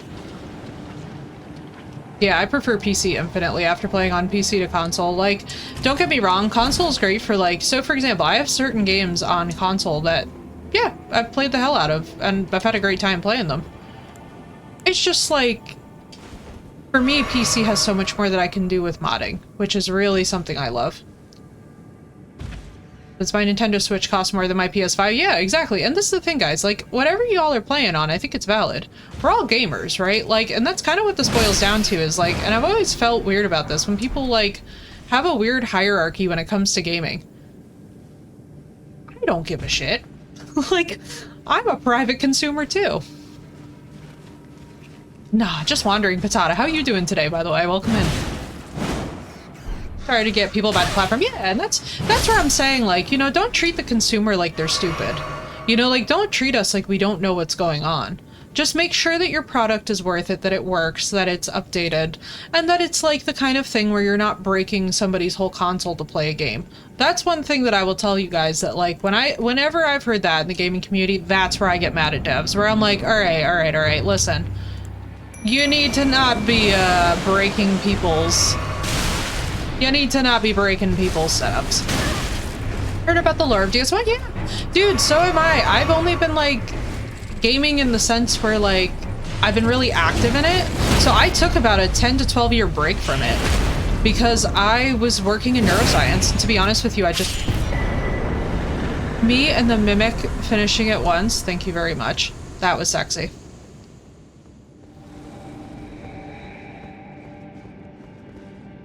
For PlayStation, I got off Facebook Marketplace for 120. Yeah. I don't want to switch to console at this point. I'm still learning. Exactly, Quantum. And like, there's nothing wrong with like being new to gaming. There's nothing wrong with being experienced in gaming. There's nothing wrong with taking breaks and coming back to gaming. Like, some people who play PC get really nasty when I tell them I play on consoles. I don't have a PC, you idiot. Yeah, and here's the thing, Crystal. Not everybody has the money, the time, or the patience to really sink into PC. You know what I mean? Like, PC is very, very...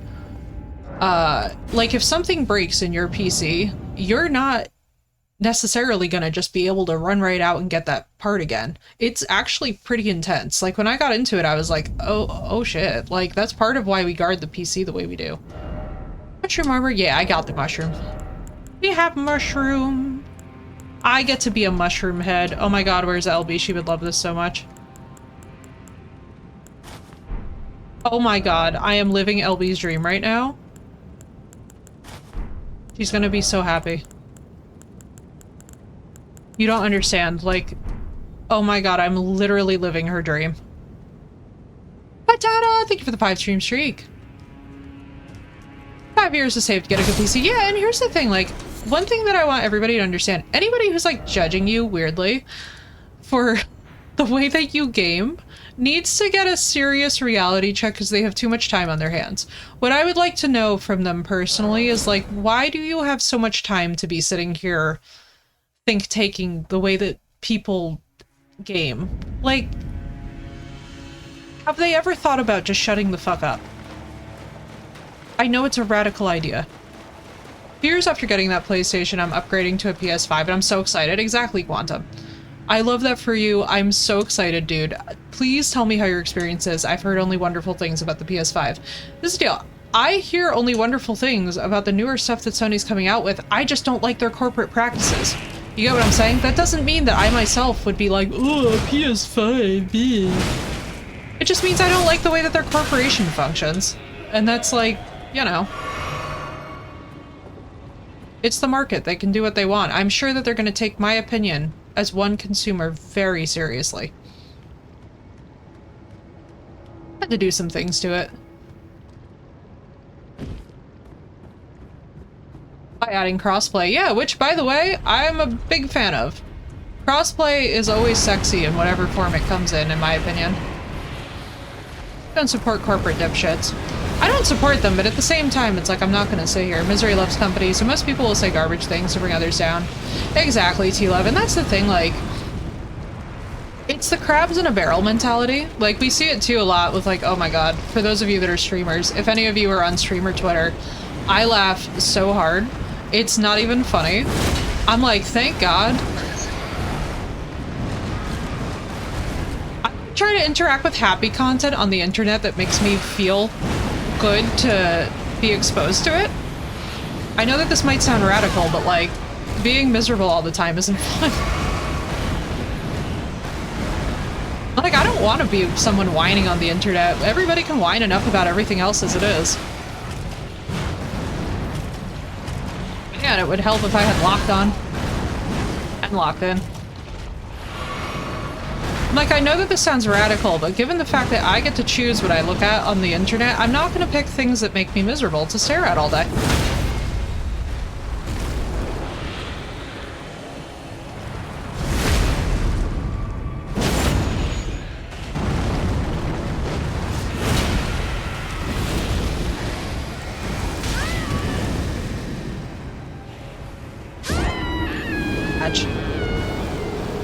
I have a life to live, right? T-Love, literally, I have hobbies. I have so many hobbies. Ash and I were talking about this earlier. Like, I have so many hobbies and interests. I literally have no time for that crap. And VR games, right, Patata? Yeah, dude. I'll say this much. All it. Man.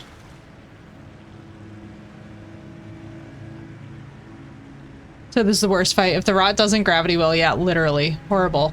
And this is the thing. I think for a lot of people, like, we have to normalize just being like, yeah, that's in poor taste. One thing I have been bringing back is that phrase is like in poor taste when it comes to crap on the internet. Like, every now and then I'll see my friends get in on a discussion about something with streamer Twitter. I'm like, hey, guys, but there's books. There's like beautiful nature photos and cute puppy photos. Like, why are we here? Why do we care? I don't give a shit about starting screens. They can suck on my starting screen if somebody cares that deeply about it. You know, like, I'm like, what are we doing? If we want to be taken seriously, we can't be out here having these dumbass little discussions about nothing. Like, as an industry, we're not really presenting an argument here that we should be taken seriously. Right, T-Love? I thought you were about to tell me that I look like that IRL and I was going to be like, thank you, this is what I aspire to. If I am not an eldritch horror to every man that I have ever been romantically interested in, then I am not happy. I live to be the eldritch horror. I really got so hype. I was about to be like, in real life? Like, this is better. This is the elite compliment.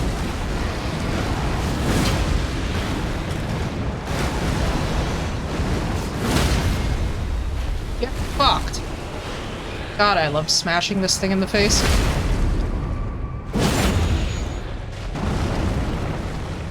love that kind of stuff. I never mind that. It's like, you know, it's like when people pleasantly insult you.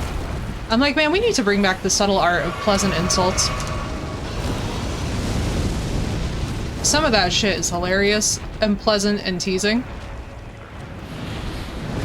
Important distinction when it's teasing.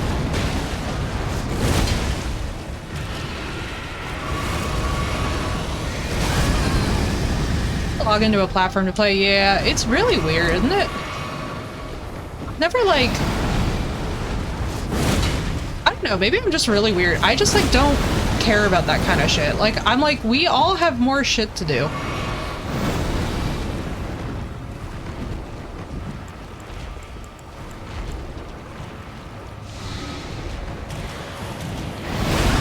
Oh, you piece. Horrible. This fight is truly terrible. Thank you for validating me, Quantum, when I was like, yeah, this fight absolutely sucks. In genuinely every meaningful way. Like, look how low he is right now. This is the lowest he's ever been, and I'm still gonna die.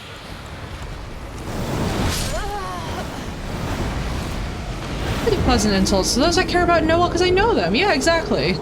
Only second day here.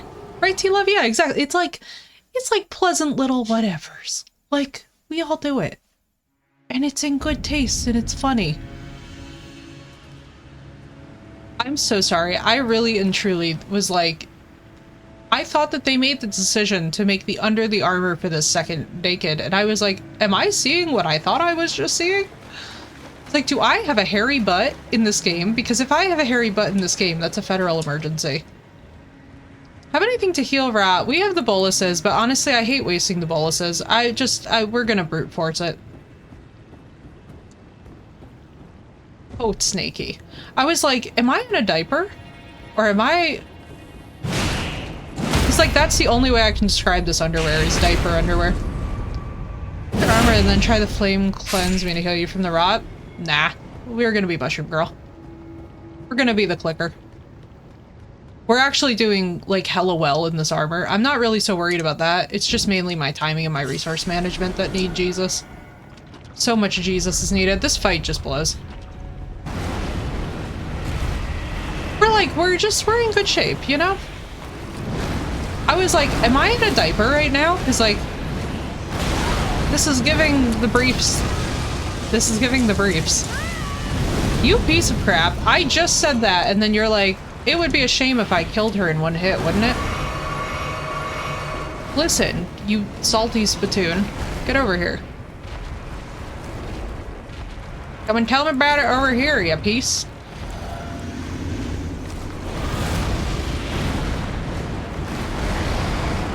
It's literally a matter of, like, the timing with these things is the weirdest shit.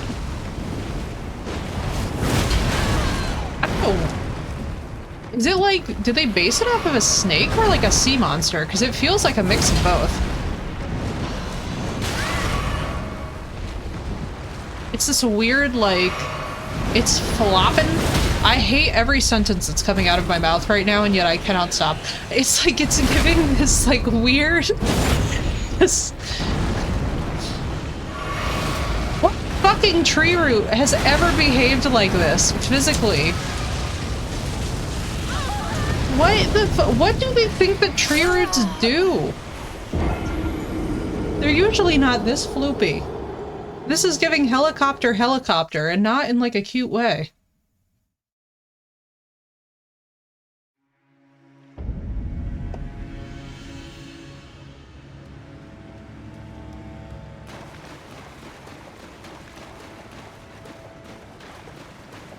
God, I'm so distracted now by the diaper. Alright, hang on.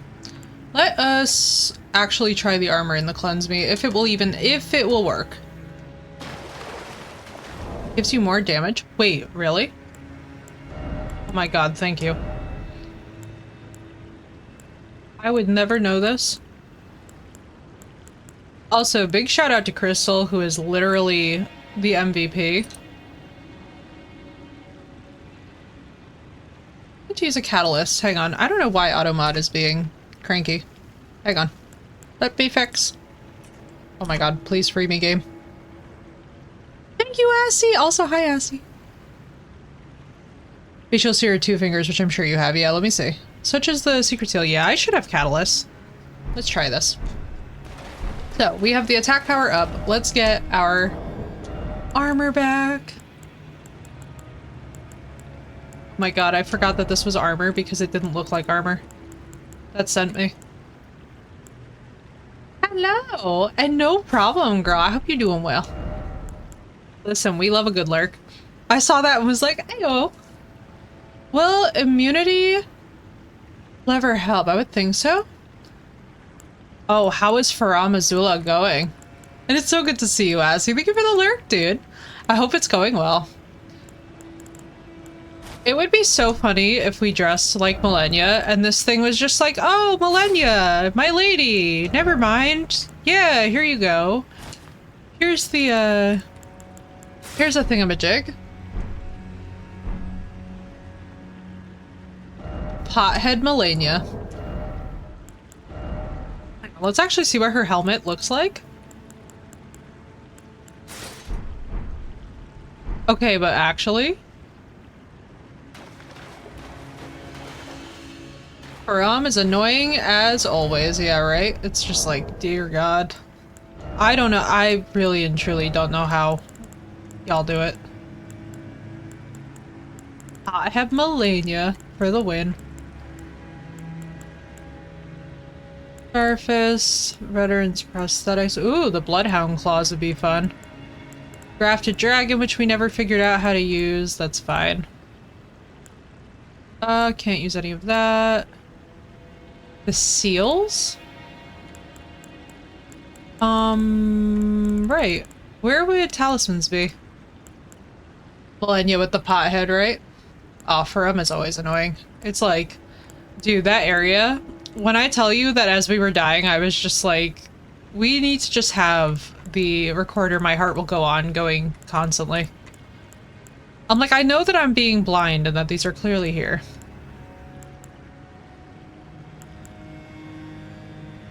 The seal is for the spell. Okay, the seal is for the spell. Thank you. I was like, am I?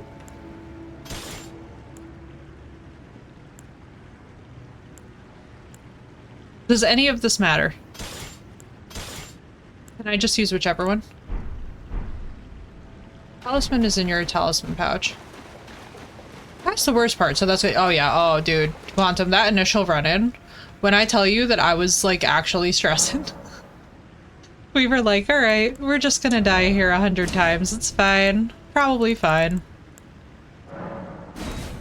Cannot use this with my present. No! Rip. Well. Rip. We can't use it anyway. So there's that. That's fun. Yep. We fucked. We don't have the 12 faith. Oh well. It was a nice thought. Excuse me, I forgot that I had this? Wait, how long have I had clean raw? I've had clean raw armor this whole time. I could have had the drip. Are we kidding? Where? Where's the rest of it? Didn't I get... Am I hallucinating? No, we fought the guy. We got the...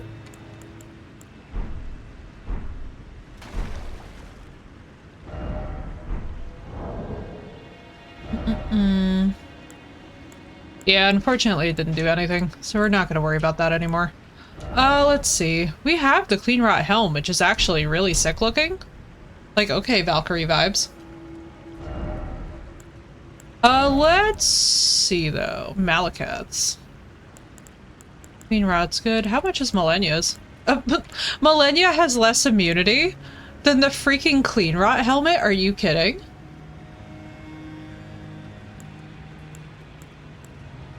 Ooh, that's... I like that drip. I like that drip a lot. Alright, you know what? We'll go back to The Last of Us. That makes more sense. I'm trying to reinvent the wheel again, guys. And whenever we start trying to reinvent the wheel, that's when you know.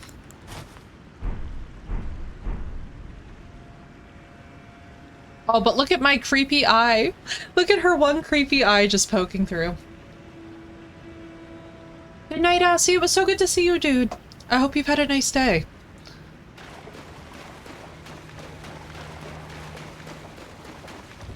I'm like, yeah, Travo, I'm literally just, I'm just literally out here reinventing the wheel. I gotta just... Let's go see how our new talisman functions. Assy, I hope you have a wonderful sleep. A wonderful sleep.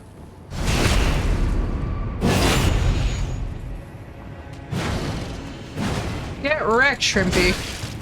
I'm sorry, but they're shrimps. You can't tell me that that's not waiting to be dipped in marinara. Look at that.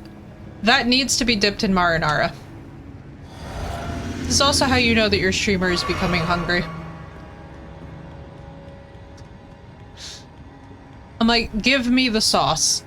I can handle this situation. That is a shrimp. That is literally a shrimp.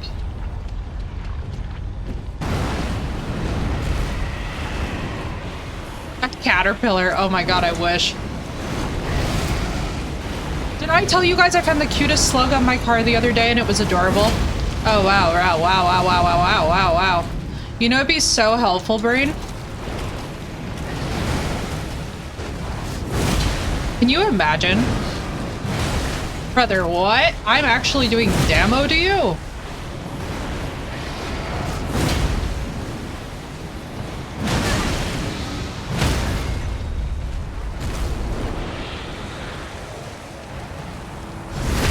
Imagine that this talisman...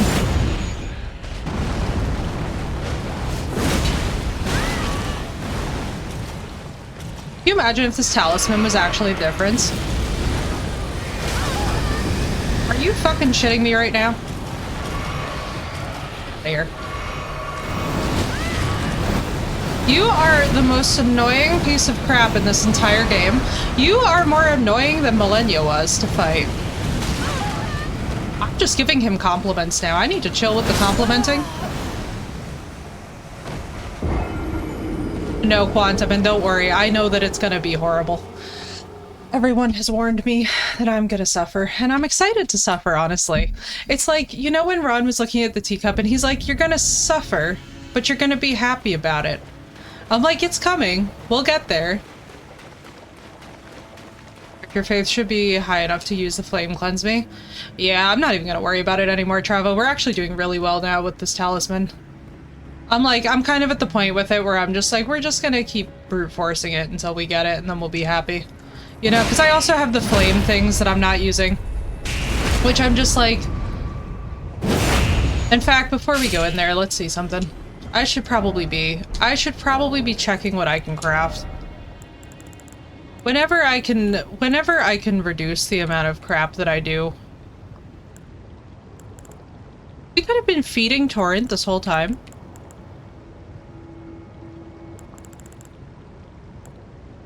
I see. Item just... Oh, I'll take that. I'm not gonna worry too much about it. The item, I won't say. Go for it. You can think of the item. Listen, you guys are more than fine. If you guys want to talk about the DLC, if you guys want to talk about the lore, you're always welcome to. This is a Soulsborne game. What this means is that this has been out now for like... So the base game has been out for like a couple of years, right? Now, obviously the DLC's new, and obviously there are people who will mind DLC spoilers. But part of the reason why we don't have chat on screen right now is so that basically you guys can like go to town talking about lore, spoilers, items, gripes about the anything that you guys want, feel free to discuss in my chat. In any Soulsborne game, you will not get in trouble. Also, thank you for the follow, dude. In any Soulsborne game, you're not going to get in trouble. If we're playing, like, God of War Ragnarok, and you guys are like, do you know that this is the whole ending of the game when we're 2 minutes into the gameplay? Then I'd get pissed off. But that is, like, Fungus is God IRL. Yes, it is. Especially Cordyceps. Cordyceps is awesome. What's up, I'm sorry? Full name. But yeah, basically when it comes to spoilers, the games that I mostly care about spoilers in are, like, very story-heavy... Thank you, dude. Are very story heavy, like, oh, this would ruin the whole gameplay experience to know this detail kind of spoilers.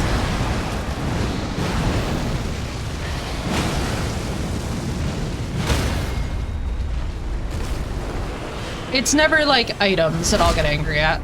There's a talisman in the DLC that works really well. I tested it in the Lake of Ra. Ooh, that's sick. I love that kind of stuff. Also, what's up? I'm sorry. Welcome in. I hope your day is going well. Thank you for the compliment right in the door, by the way.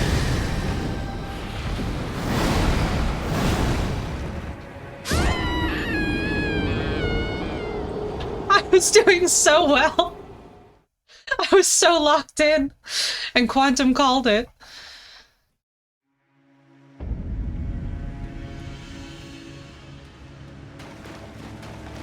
Oh my god, Quantum called it. That was actually amazing. I'm loving all the rolling deaths. This is now the second time that we've had a hilarious rolling death. Oh man, they're playing through the DLC because it's so awesome. See, I've heard that, Quantum, and I'm really excited about it too, because people were saying that the lore of the DLC is not connected to the lore of the base game, which, like, I know that that's a really weird thing to get excited about. But I have to tell you guys that there's nothing that sends me more at times. So I wish that, yes, I wish that some of the things with the DLC lore, from what we've heard, were more explained, right? Totally have bridges back. But it's also really fun when you get to just play a new story in a world that you already love.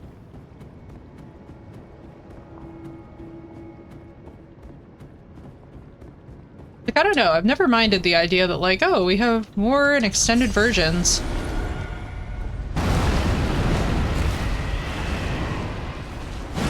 Wah! Ooh! Did decent damage, actually.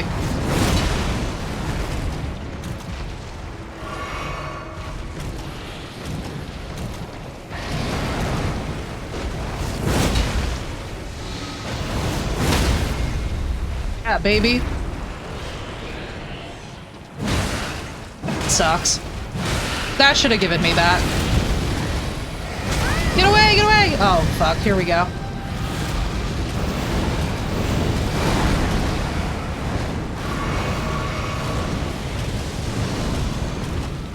I mean, our damage is also about to go bonk bonk. If I could get there.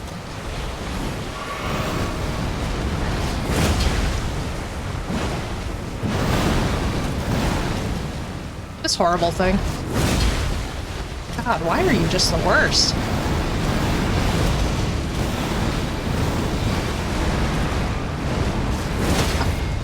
Bunky!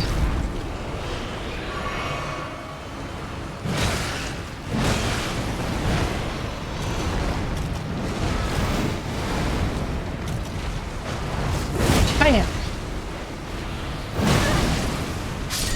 Aw, you piece! I was doing so well! And we can't see what the final health bar was. Oh, baby. Gotta pay more attention. Ow. In my opinion, if you utilize all the resources the game gives, it's not terribly hard, yeah. I feel that. Oh my...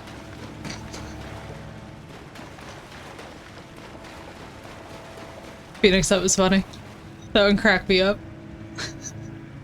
I actually thought... For a minute there, my brain didn't register that that was a J. I thought it was a Y.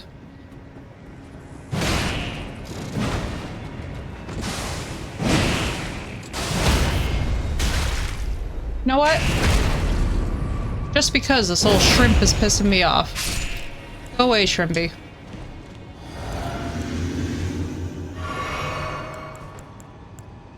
Feeling better about the damage that we're doing. So let's give us a boost. Ulcerated tree spirit yet. Ulcerated tree spirit. That name is really familiar. Ish, have we fought that? I think we fought that.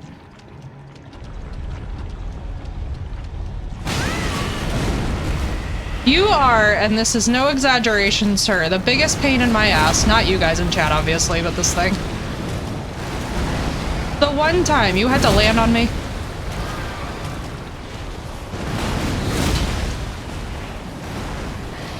Just do it.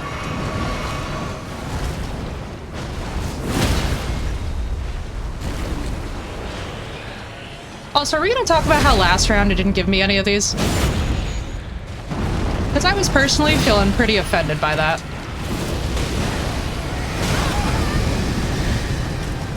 Isn't that an ulcerated tree spirit? I don't know what this thing is. It doesn't have a boss health bar, which is very frustrating, but we did fight one that I thought did.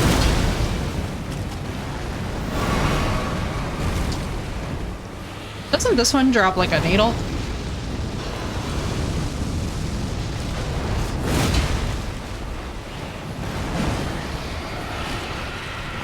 Be like, now we're actually fighting this thing.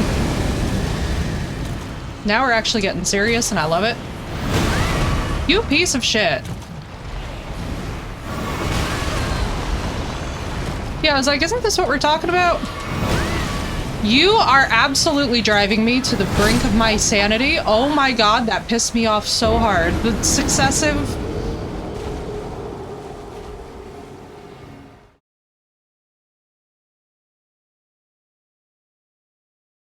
This we're counting as a boss. We have died more times to this than I swear to god anything else.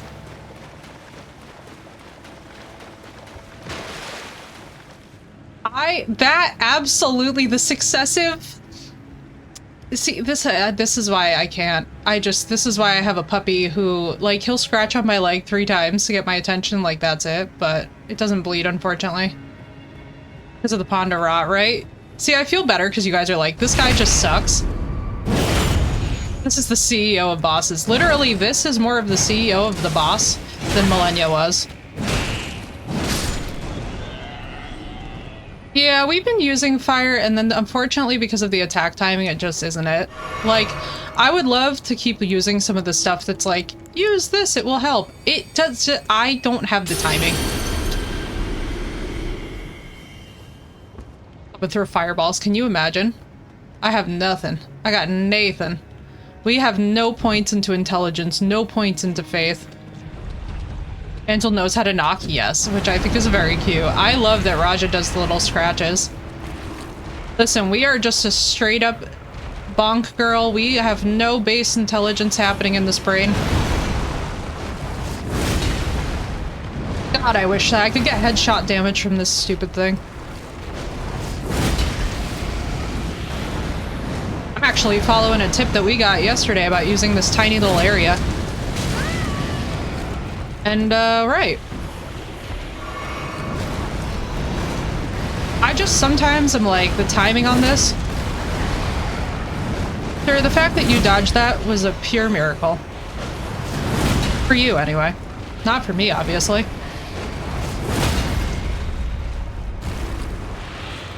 Get the fuck over here.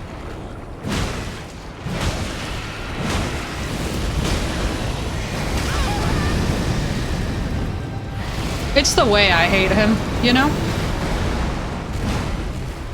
I hate him with a passion that goes beyond words. Eventually, at some point, I'll get so good at the timing for this that it's gonna be, like, stupid. I respect just for this because I want to undo the frenzy. So what's so bad about the frenzy? Can you guys, like, explain to me from a lore perspective what's wrong with the frenzied ending that everybody is like, not the frenzied ending? Because, like, as somebody who doesn't know the lore, this is the most confusing thing. It's like being told, not Cantonese, when you're, like, learning a language and you're like, why?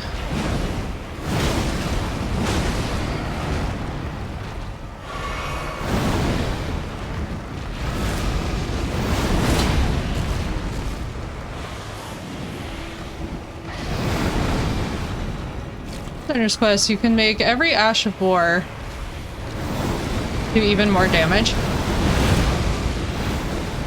Just the most basic.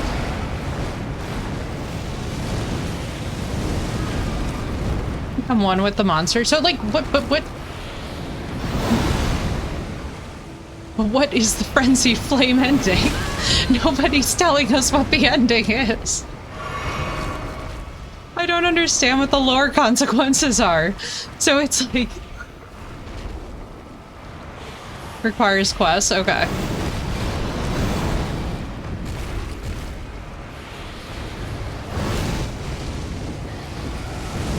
In short, the world will burn. With this thing... I burn the world down. Wait, that's actually so in line with my principles? Wait, that's actually so in line? You mean that I get to be edgelord queen? This is like every edgelord girl's dream. Linny? Why would I care about saving her? She has not literally done a thing for us.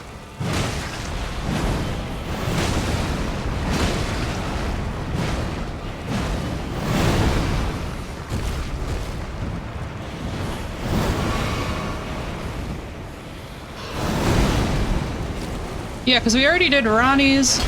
We've burnt that after. Actually been doing quite a lot of things in this playthrough. I'm curious myself.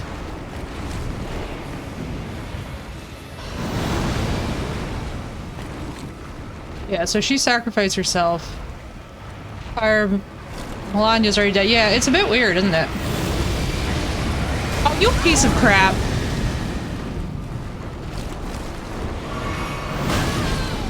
You know what? Come here. Come here, just do it. We both know you're gonna do it.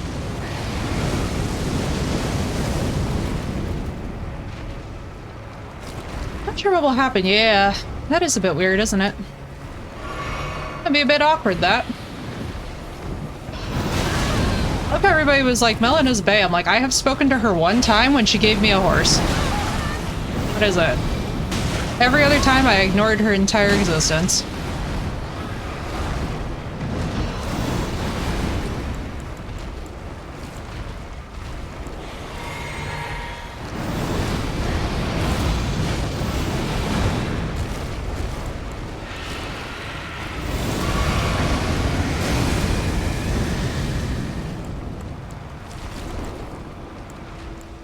I mean, we like chaos.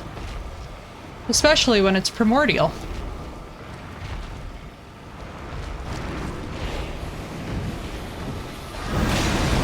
You piece. Now get out of here.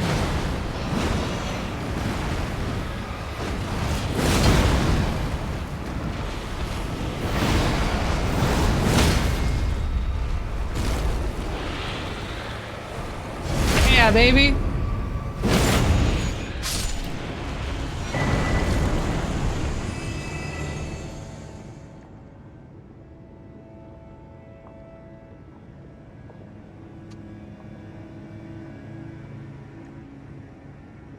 I'm so happy I actually don't have a react.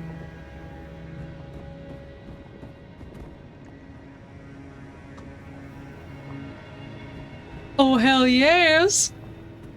Thank you. Thank you, because holy shit. The more dialogue you get from other NPCs, those people be oh, okay.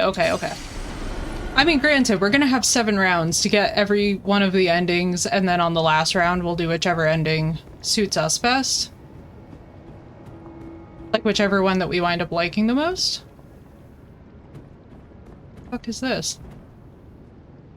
Be summoned to challenge Millicent. Hey guys. What is this?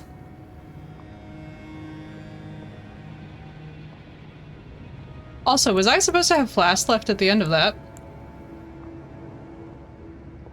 Okay. Assist. I'll assist her. Now what happens if we die? What are we fighting? Oh, for the love of Jesus Christ. Millie! Hang on, baby, I'm coming! Oh my god, never mind, I might be fucked. Hey Millicent, bad news. What happens if I'm fucked?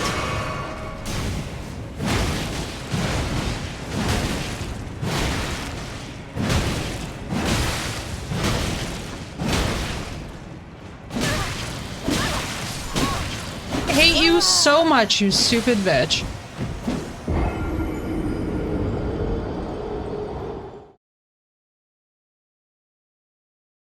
Ugh. Do this fight again, good. We can do this fight infinite numbers of times. I hope. Those are her sisters born from Ra. Well, they're bitches. I'd like them to know that if they don't. Oh, it's a good thing we just wasted that. Thank you.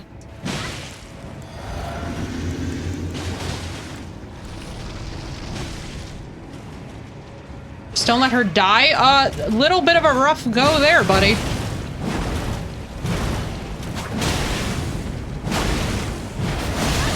What the fuck do you guys mean, don't let her die? That's actually harder than the entirety of the fight that we just had. What? What's up, Harley?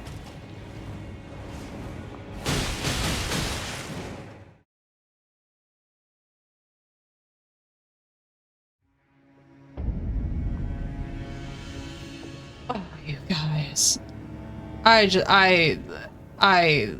my brain have the patience for this? Does my brain have the patience? No, it's not that simple because she's like already below half health when I'm joining the fight. You know what I'm saying? If she dies, you can fight again. Like, look at the damage that we're doing and please witness that it's not that much to them. And meanwhile, they've got her like down low. Like, this ain't good.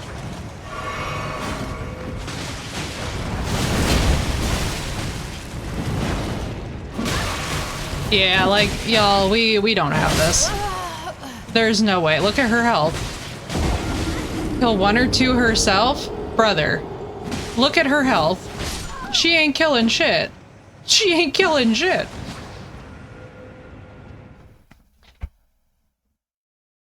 She's not doing shit. This is 1v... This is literally 1v4.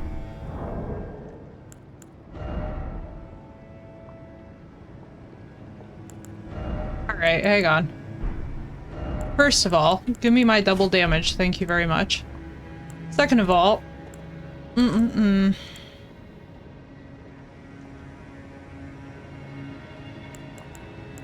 There ain't no fucking way. This is like hilariously bad. Just run from 2. Just sentence her to die. Millicent, I'm so sorry, girl. And she will spam it? Okay. I'm surprised she's like not healing herself. I think that's where I'm being a bit like, what do you mean, bro? Like, brother, these things suck. I wish I could knock you off the cliff, because you're about to just, yeah, this is actual ass. After fighting that whole thing, to then get here and have to do this is just the most ass that's ever asked. I can see why people are just like, yeah, this area is hard. That is just such... That's genuinely so annoying from a dev perspective. That's just like, oh god. You just get through one of the most annoying boss level enemies in the game. And then you come here and have to do this.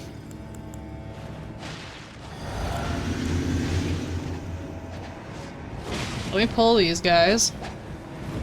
It eats unwashed ass. It's literally giving, bro, this is actually stupid. We're not gonna beat it anyway. Like, I love how y'all are like, don't do this. We're not beating it anyway, guys. Don't worry. We ain't got this to start with, so we're in pretty good, I think we're getting the Frenzied Flame ending, if I'm being honest. I think we might be getting that.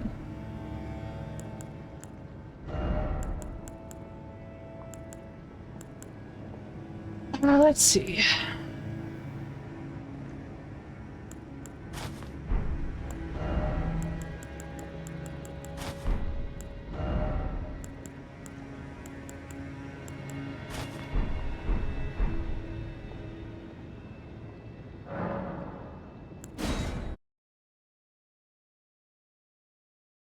Yeah, I'm like, we might be getting Frenzied Flame. Depending on how much of a headache that this becomes. Go, girl, go! Get down. Kick the ass! God, you couldn't have given me a backslash there. Right, so. Anyway, so let me get this straight. So basically the Frenzied Flame ending is the boring one in which we burn the world. Trying to decide if I care enough or not. I'm like, do I care?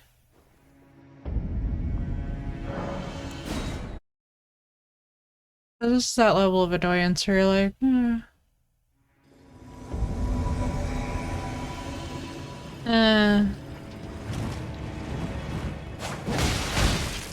My commitment would need to be there in a way that it's just not, you know? Like... No hate or whatever, but like, this is just an annoying amount of stupid.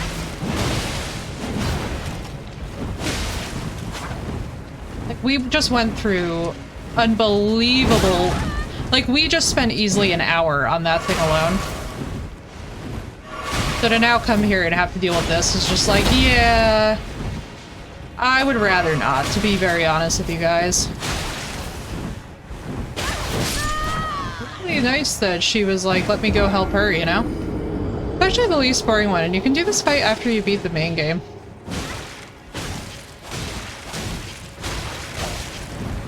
I mean, let's be honest, Tro. Who gives a fuck? When you know you're doing multiple New Game Plus, I'm like, who really cares? And in fact, the Frenzy Flame, this allows you to undo it. Yeah, like, it's one of those things where you're like, do I care? What has Ronnie done for me? I have literally done her entire quest line, and she's just like, I'll be your maiden. Bitch, what did that do for me anyway? I used the round table hold. Nobody even explained what being maiden full is versus maiden less. I'm like, a bitch would love to know. You know... Yeah, no. No. Next area. This is... no. I'm not dealing with this. That's... we're good. Right, so anyway, more bosses. Who has a favorite boss that we have not done as of yet? Let's go to... First of all, let's go up here, because what were you saying about the giants thing? My favorite one! Oh, thank you, dude. Welcome in, by the way.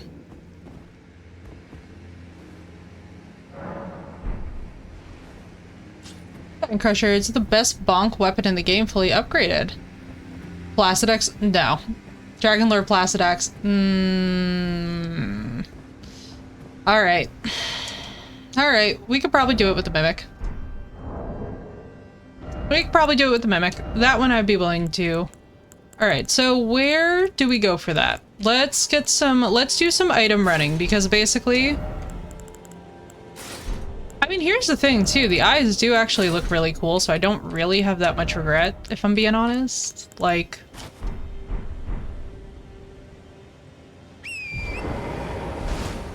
would I mind, traditionally? Yeah, I remember Ish. I don't really want to go there right now. Right now, I think we're gonna go for some weapon running, some obscure stuff that we've missed, any of the talismans that we've missed. Let's go collect some stuff.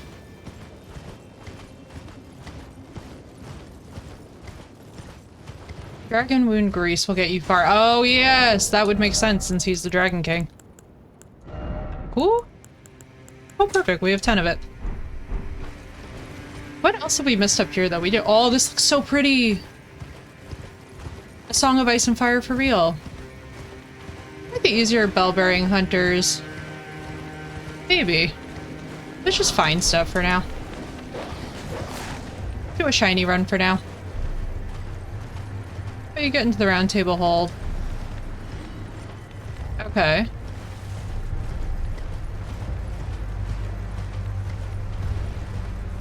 So, like, once we're in, what's their function? Oh. A lobster? Oh, hello, ice lobster. Bring me back to Maine, baby. Alright, what have we missed?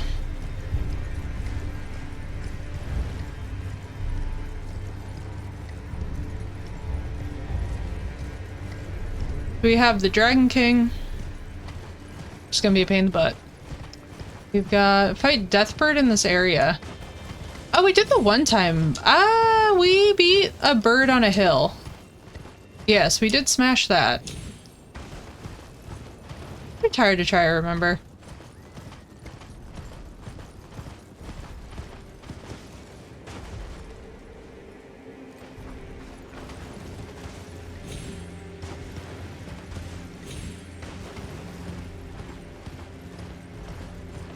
To think if I feel like we probably skipped a lot of shinies in areas like this where we just kind of ran through. Hello. Oh, that's right. I don't feel like dealing with you. We're part of this area, and there's one in the consecrated snowfield. Yeah, I think that we fought one that was consecrated snowfield, because it was as we were hopping down, I'll never forget, we bumped into it, and then it was like boss health bar, and we were like, oh, okay. I guess we'll do this. That's cool.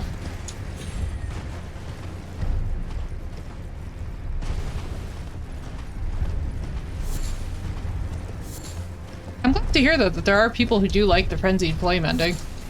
Because I'm like, basically the vibe that everybody gave is like, oh, it's like horrible. I'm like, I don't understand the consequences of this at all.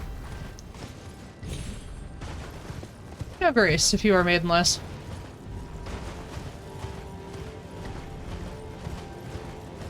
The rear bell, the outer god. Okay. So are we gonna talk about how all the actual gods, like Marika and all that, are parasites?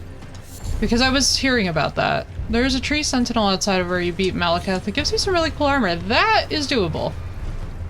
That feels like a good plan. Let me go back up here.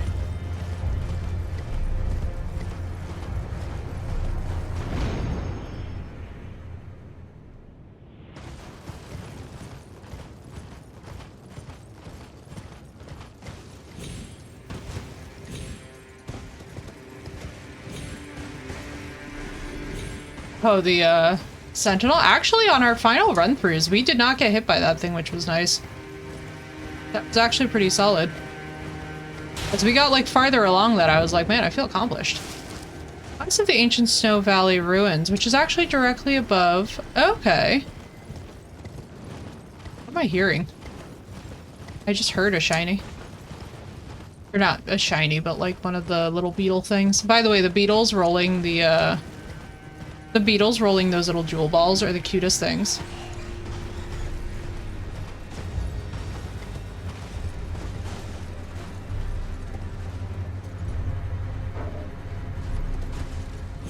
Oh, let's see. Where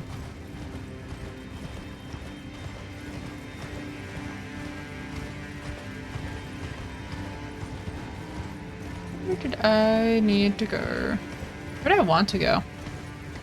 I had a reason for coming here. I don't remember what it was. I thought we were gonna look for an item up here. Yeah, but like it was parasitic because there was already something existing on the continent as a god, like the primordial god, which is where the Crucible Knights and the demi-humans, it's like the thing that they're worshipping. Which, I mean, in fairness, look at the state of this world. Does it not deserve to burn? Like, I don't know if I hate necessarily the idea of it burning, considering the state of it, and also what we know of Marika. She sounds actually kind of awful, if I'm being honest. Same with her kids. It seems like they, You got drama for me? Wait. Wait, Assie, wait. I'm excited in the weirdest way. I'm excited in that way that's like, oh my god, what stupid shit happened? And by what stupid shit happened, I mean, who are we fighting? I'm about to just crack my knuckles so loud, so hard. Oh my, hang on. I'm about to be living. Best time sight of grace. Hang on. I must read.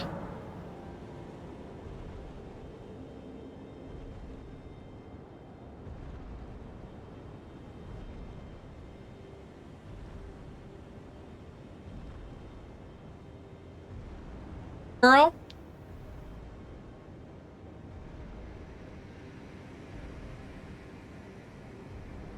Girl, full stop. Full stop. First. Consider this permission granted. That's, at that point, that's like, nah. Nah. Snatch that shit right up. Also, right, dude? Yeah, insane people. Assy people, when I tell you that's actually insane. Yeah, please do, Phoenix. That would be awesome. Dude, when I tell you that that's actually insane. When people in the streaming space act predatory, you are well within your rights to respond however you feel the need to respond. Like, if somebody is being, like, hyper-aggressive with you and being a piece of garbage, you do what you need to do for your own safety and well-being. That's one of those things that I always tell folks, like, please don't ever have qualms about that. That's not... There's nothing morally wrong with standing up for yourself. I feel like it's actually worse to not, if that makes sense. Thank you, Phoenix.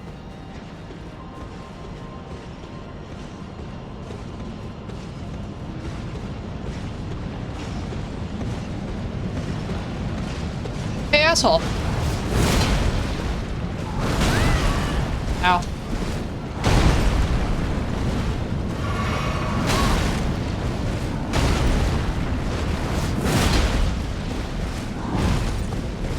Oh, he's not the only shielded sentinel.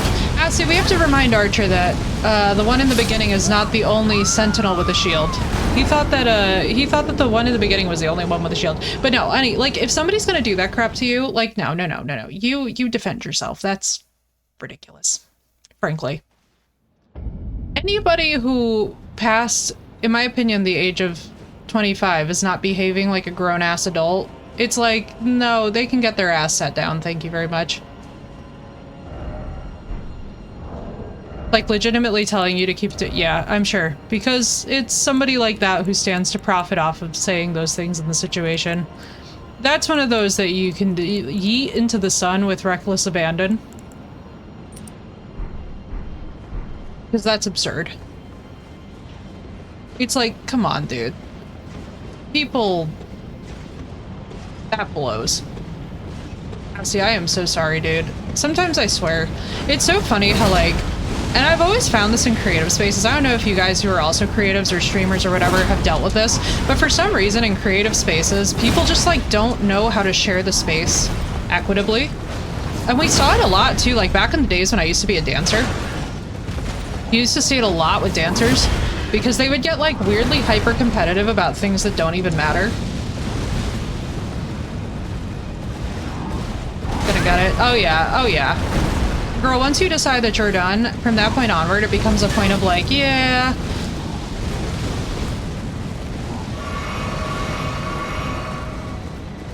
Exactly. And somebody who is threatened by you will always find reasons to find fault in your behavior. The biggest thing that I tell folks, like, don't take it personally, guys. Half these people don't know what they're doing. No problem, Harley. 90% of the people that you meet in life are trying their best. And like the 10% that really aren't, usually show themselves for what they're like. Sooner or later, with enough patience. It's just kind of one of those things where, like, sometimes you gotta really wait it out. Sometimes you really gotta wait for people to reap what they sow. Or reaps jealousy, however you think of it, yeah. Sometimes we just gotta be very patient. Like, you do the best that you can for you, but by all means, don't take anybody's shit. Like, if somebody's making you feel unsafe in your own space, get rid of them.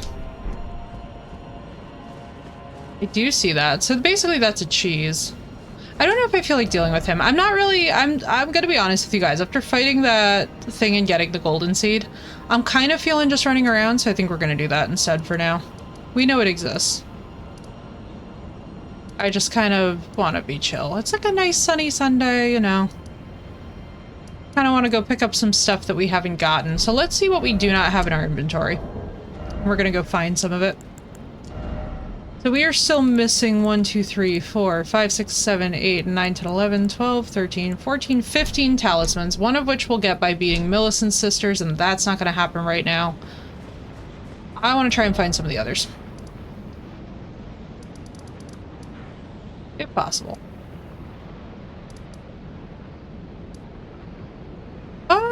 Have we even been down here, really?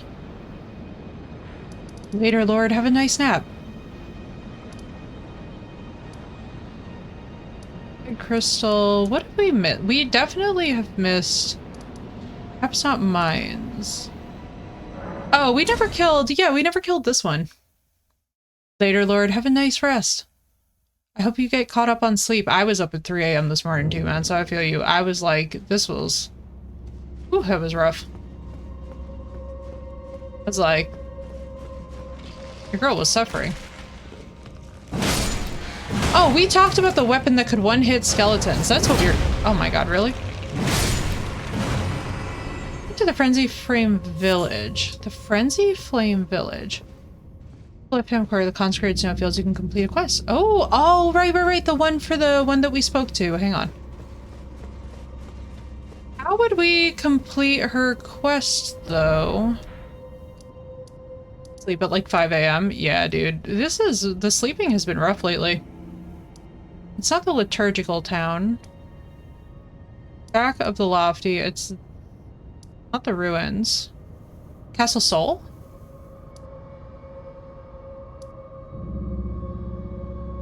Upper left. Are we like missing locations up here? Oh, what is that? Hang on.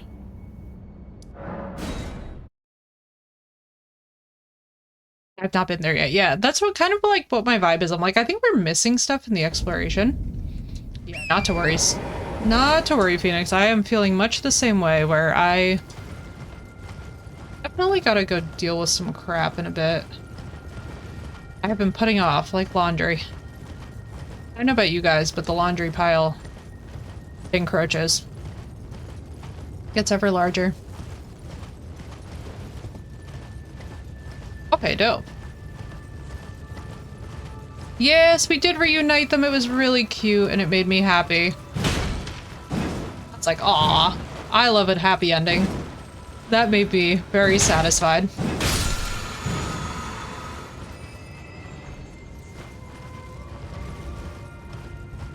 It was very precious.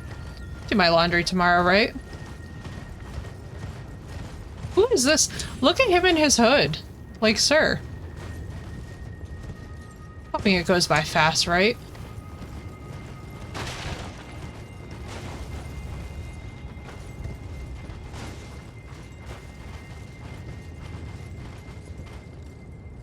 Nope.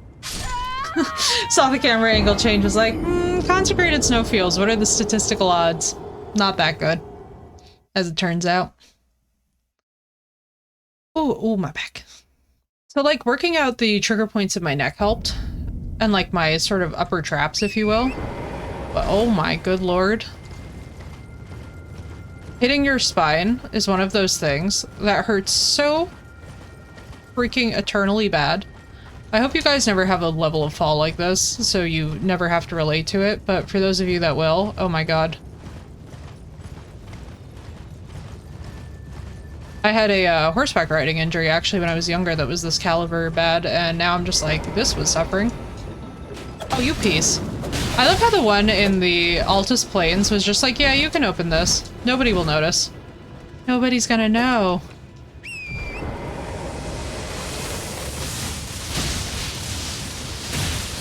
Ow. Alright.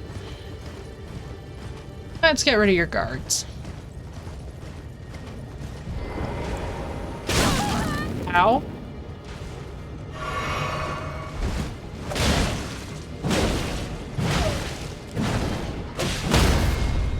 Oh, we did it in broad daylight. It was actually really funny. I think, did we ever wind up clipping that one? I don't think we clipped that one, but it was in broad daylight and it was actually the funniest shit. I was like, why the hell? I was like, why did this work? I'm just like, excuse me, don't find me. Falling down a flight of stairs, right, Crystal? Yeah, dude, you feel my pain. It's actually insane.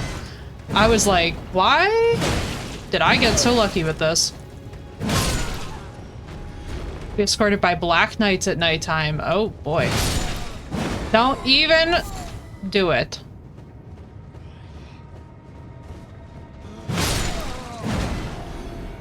Like, listen, zombie boy.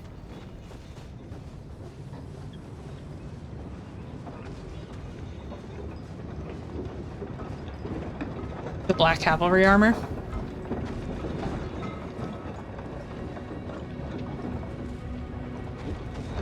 What are we escorting here? Hello? Where are we going, fam? So weird. I wonder why it gave me the other one then.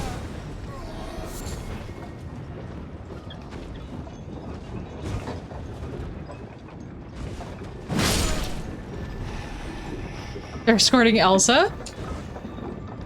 What's up, sir? Welcome in. Yeah, I can see that.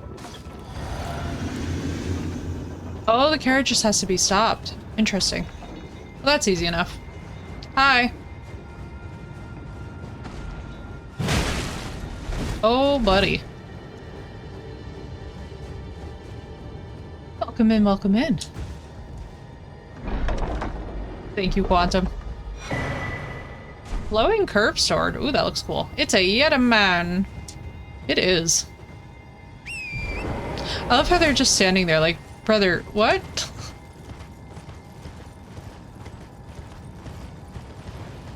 Off we go. Alright, so. Church, upper left-hand corner, you said. Eh. I'm telling y'all, after that one annoying thing in the rot, I'm like, we can... Oh, you're cool looking. Actually, I'll deal with you. Oh, never mind. No, I will not. There's multiple. Sword, though. Yeah, I've like tried to avoid reading descriptions and stuff on stream because it never ends well. Like, it's kind of one of these things where I'm like, I don't really understand what the significance of this is meant to be. Hey guys, this wonderful concept called jumping over the seated man. This, I know that this sounds absolutely wild, truly wild, but when someone is sitting and you're on a horse, you could jump over them. I know, groundbreaking, right? Good night, Hasty. I hope you feel better soon. I'm so sorry, dude. And listen, whatever you need to do at this point, I say with all the blessing in the world, go for it, because that is absolutely ridiculous. That is honestly top 5 BS. Like, I just think we all need to listen fondly to Mariah Carey's song Obsessed and reflect. Frenzy Flame is the magic they just killed you with. I'm sick.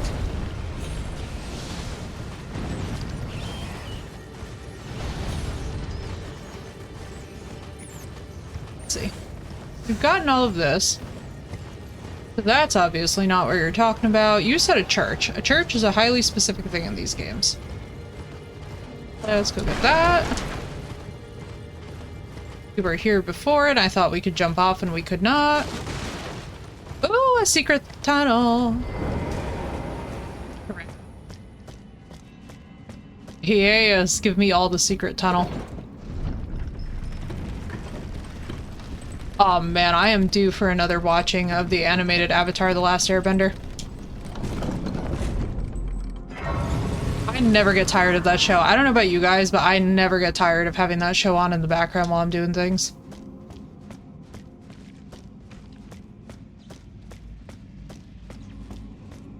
Oh, this is so pretty. This is giving Skyrim. This is giving the Winterhold quest line. I love. And what are we gonna do with another Skyrim playthrough? I have to show you guys. So I have to figure out if they murdered all the mods that I painstakingly installed. I quite literally remastered all of Skyrim to the point where you would think it was a total remake, but with crazy good graphics and shit.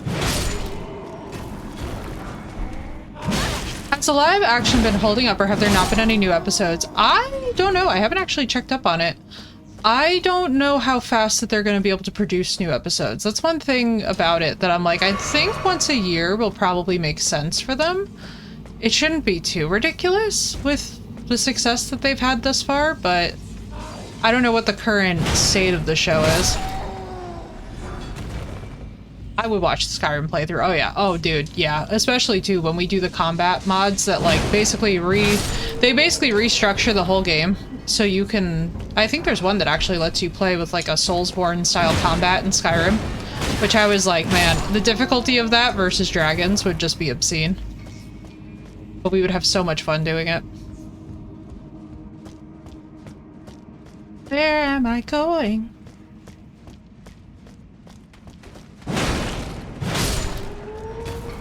Go in here, collect that. Ooh, explosive. Excuse me? My mods are holding up. I haven't played in months. So the problem is that Bethesda went and tanked all of the mods for basically anything that was running off of the Skyrim script extender. So any of you guys who have mods on the Skyrim script extender, it's basically a battlefield right now. I don't know why Bethesda just can't make sound decisions. Like we were talking earlier about devs that like make absolutely absurd decisions. Bethesda is one of those studios that really should know better, but the decisions that they're making of late just don't even give me hope about the Elder Scrolls 6. I'm at the point with the Elder Scrolls 6 where I'm like, man, I have a feeling that the community is gonna fan make a better new Elder Scrolls game than they are.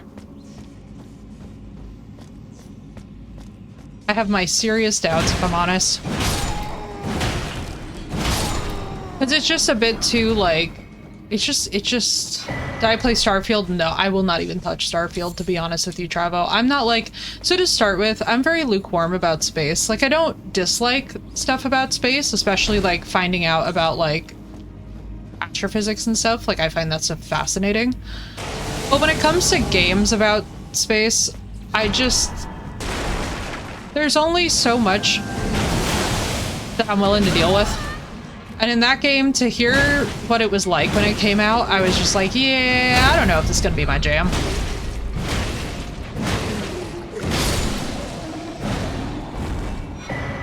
Ooh, Alabaster Lord's sword is looking fly as hell.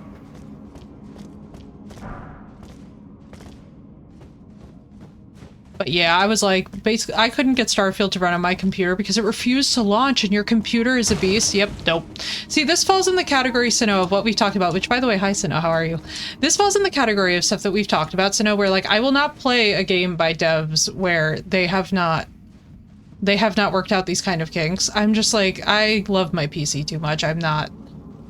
It's Moons of Madness. I've heard good things about Moons. I'm just very on the fence because none of them really do space well. BioWare got fucked up. Apparently they canceled the new Mass Effect game. They canceled the new Mass Effect game. Bro, what? That's like not a small piece of news. That sucks, dude. Oh, people have got to be losing their shit. And I don't blame them. That's ridiculous. If you're talking up a game for all these months and months and months only to cancel it, like, come on, dude. Really? What was the thought process there, I wonder?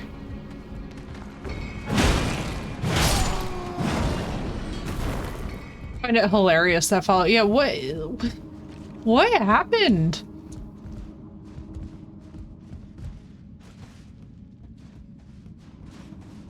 I just like, all I think is like, why? And I'm so sorry to the Mass Effect fans. What a absolutely crappy development.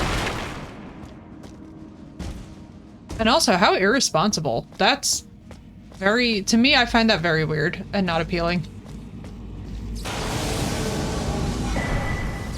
Like, sorry, but if your devs are going to hype a thing up for months and then cancel it. Oh, it's Dritz! Bro, it's Dritz! It's literally a Dark Elf Dritz! Drow Lord? That was sick! It's Dritz Dorton! I find it hilarious. Fallout London is better than Bethesda's newer games, and I'm still pissed about the update. The update for Fallout 4 got destroyed, right? Yeah. Had an employment overhaul and we're working on multiple large projects that might just be postponed. Let's hope for postponed. Let's hope for postponed, because that sucks. Are they still inactive? I figured that... Didn't they say that that thing was, like, pretty close to being... Don't quote me. But wasn't the impression that that's, like, pretty much done?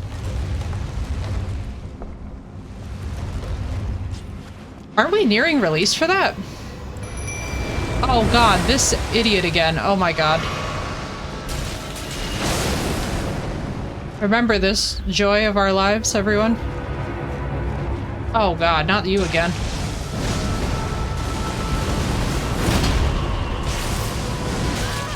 No. What if they remade BioShock? That would be sick. Only if it's good though. Like, honestly, one thing I will say about remakes is that we have too many remakes. What I would love is if they would... What I would love is if they would just pour their time and attention into things like graphics, little quality of life improvements, but like don't mess with like the base game content at all. Like we don't need an open world BioShock, thank you very much. I haven't even played BioShock and I know enough to know that. Dragon Age game annoyed me with the story. I have never played any of the Dragon Ages. That is one thing that we will be going as a channel to do. And I'm looking very much forward to it, because I think we're gonna have fun. Too many remakes, not enough remastered. Precisely as Phoenix is saying. It's a little bit too,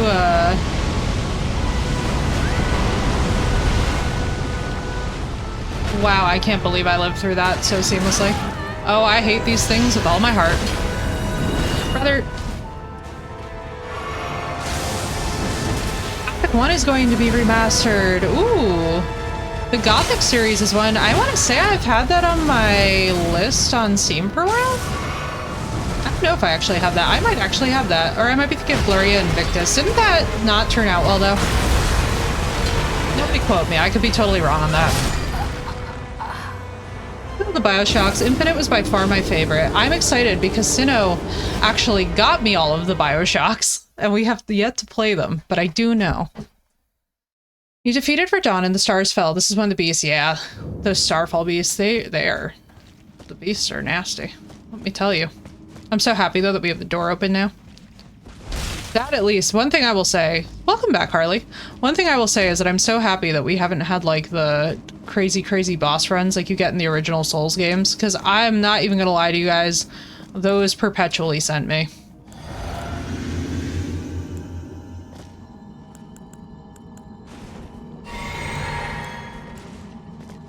You know what, I'm fascinated by Phoenix, because I've heard so many amazing things about Dragon Age Inquisition, especially in contrast to like games like The Witcher.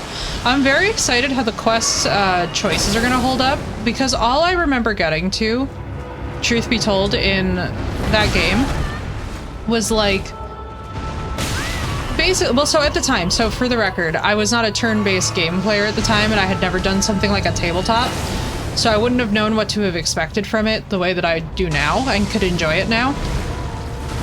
But what was getting me was that I felt like, because I started with Inquisition, right? So I didn't know any of the factions, I didn't know any of the races, I don't know any of why anybody's so angry or anything. I feel like one thing I'm very excited about is actually getting to start from like the beginning with the lore and actually know what's going on. Romances and fighting. Do people mainly play games for romances and fighting? Serious question. They should remaster the first one, yeah. I kind of wish that when they would do remasters, that they would focus mainly on just making it optimized for current systems. Like, optimize the graphics. Don't change the story. Don't touch the story, as a matter of fact, if you can help it. See how Mimic does. I'm so curious. Never mind. Mimic's not doing well. He's so pretty. You know what he reminds me of? I've been meaning to say this whole time. You remember how in the 90s there were those like really fun like art deco pieces that you would have in your house? They would like be all colorful and stuff. And like super like unique. That's what this guy reminds me of. Turn-based because I have such an affection for the first Final Fantasy VII, right? I really want to play the remake. I've heard really, really good things about the remake. Turn-based are not my fave, but I'm looking forward to Expedition 33, right, Travo? Same. Like, I don't mind. So here's the thing. I'll deal with turn-based, but I would prefer non-turn-based, but there's some stories that do actually benefit from turn-based. So I'm not like, you know, I'm not going to sit here and say that the whole method is... But a lot of the time when it get me interested, I watch a Dorian romance playthrough and fell in love. I could see that. I could totally see that. To the summons, yeah. That makes sense. You turn-based or live action? Oh, cool, I didn't realize that you could go back and forth. For to Witcher 1 being remastered. Yeah, dude. I'm looking forward to The Witcher 1 being remastered, especially now, too, that they have the rights to actually use Yennefer. I'm excited for where they're probably going to find a way to tie her into that. And I'm really looking forward to that, and I hope that we get references to her, because that would be very fitting, considering the vast majority of options that you get regarding other stuff in that story. So I'm, like, very much looking forward to the sneaky references that CDPR will probably tuck in. Although it's not their studio, by the way, that's working on it, so I don't really know how that's gonna go, but the studio that they have working on it, I hope will be, well, you probably shouldn't play it, though. It's not VOD friendly. So Twitch doesn't really care about the VODs as long as you're marked 18+. Who cares is YouTube? And basically, YouTube cares for monetization purposes, but for the most part with Twitch, like, they're not really as terrible as you guys would think that they are as long as you're marked 18+. The issue is that a lot of channels don't mark themselves 18+, and then they get into big shit. And it's like, yeah, I mean, obviously, if you're saying that your content can be consumed by younger people, you can't be out here just doing whatever.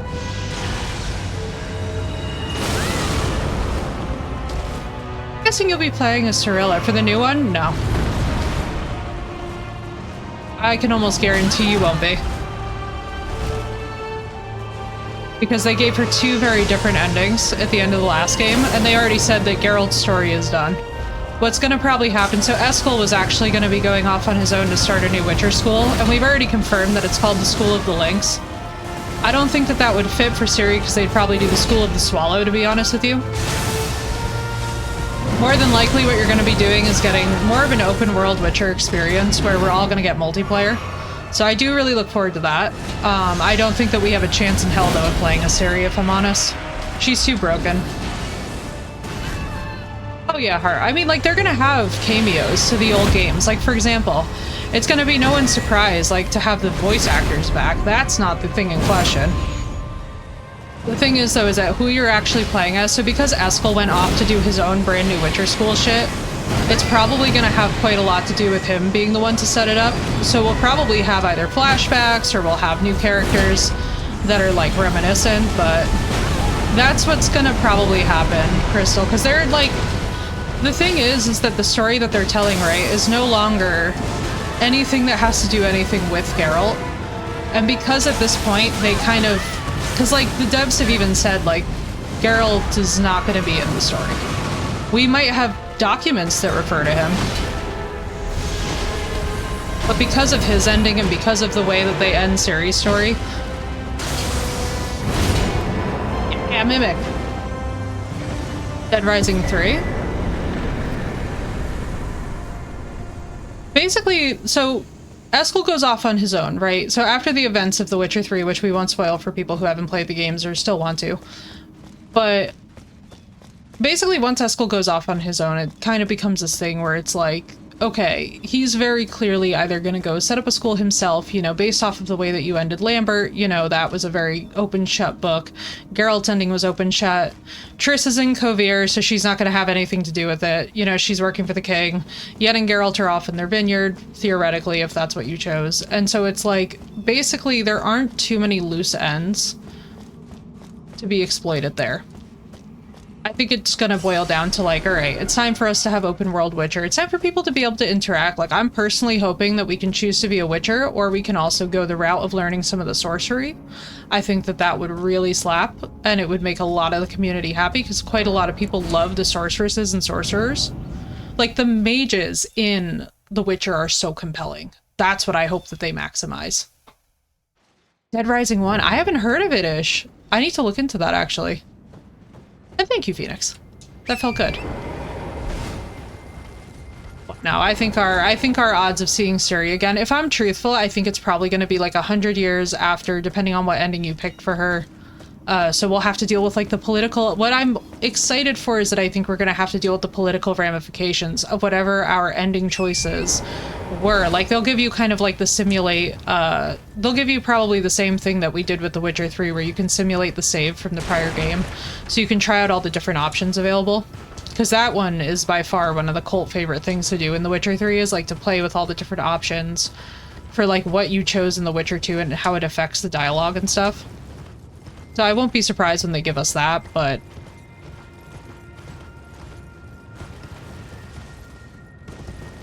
it's gonna be interesting. It's gonna be interesting not having Dandelion there to objectively narrate things, you know? Like, that was kind of one of the things where... that's kind of one of the things in The Witcher 3 that, like, it's really funny. Did you know, Phoenix, by the way, that there's people who did not realize that the person narrating all of The Witcher 3 is the older Dandelion, talking about his memories? I was like, oh, I thought we were all...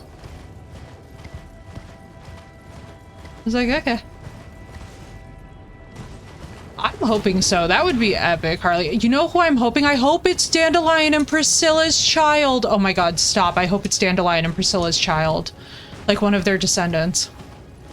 Kavir in multiplayer, I'll be happy. Same, Sino. I really want to see Kavir again. I want to see more of Skellige. Oh, you didn't know that, Ish. Yeah. So the older guy narrating is the older Dandelion, reflecting back on his memories. So that's why when they ended the series, they were like, yeah, like, the reason why he ends the story there and, you know, has such a final note is, like, he outlived, like, knowing, basically, the rest of them. So he's able to tell the rest of their tale without it being present tense. And that's kind of the idea of it, right? Is that, like, he went on, you know, in the series, he's only, like, maybe mid-30s? 9 more days and we'll have a better replacement to Elden Ring. What are you talking about, Amy? I don't know what you mean, but whatever it is, I won't be playing it because we'll be doing this. About this before, and it's surprising that it's not actually more well known. Yeah, I think that part of the issue is that people don't realize, like, the age of Dandelion, and, like, I'm very hopeful that it's going to be, I'm really, really hopeful that it's going to be Dandelion and Priscilla's child that's narrating the new game. I think that that would be so cool and just so, like, sweet. Because one of the things that's not in contention, right, about The Witcher 3 with all of the endings is... oh, I have no interest at all, Amy, but I hope you enjoy it. Not my thing. I hope y'all enjoy.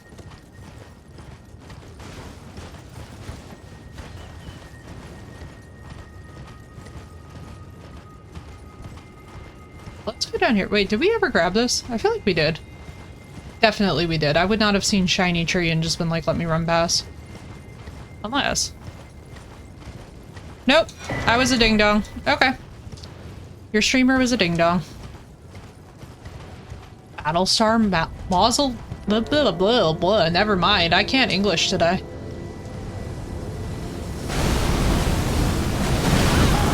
So how do we get away from these?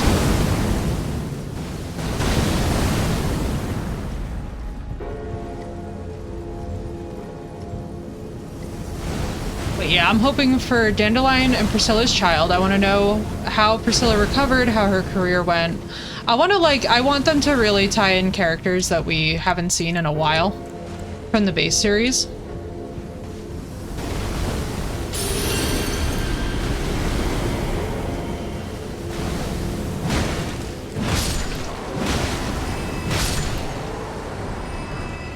There we go. Oh, baby. Did that just give me back what I think it did? It did. Thank you.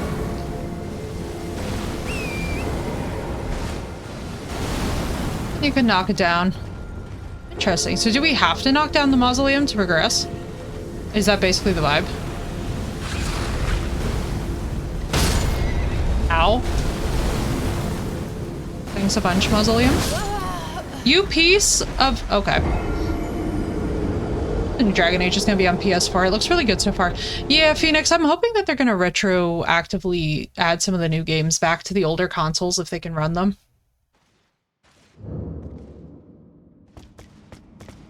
Good idea, so it doesn't keep on shooting you in this area. Yeah.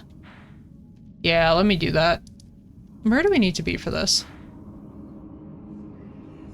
Oh, it's this! This is what you've been talking... This whole time we've had different markers.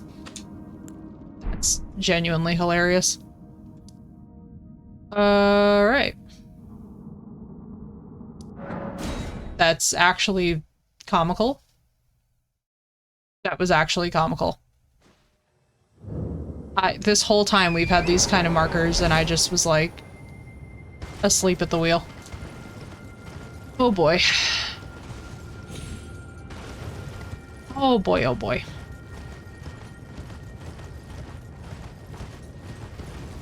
Possibly be downgraded to play on the older options. I know, I'm saying that I hope for the ones that can, I hope that they will make the effort and do that. Because it really sucks. Part of them for your sanity, right? Yeah. No kidding. Because that mausoleum, oh my goodness. I don't know what that thing has against me. I don't know what I did to its family. Zigzag into the meteor, no less. Thank you, Torin. It's not Torin's fault, it's my fault because I was a ding-dong.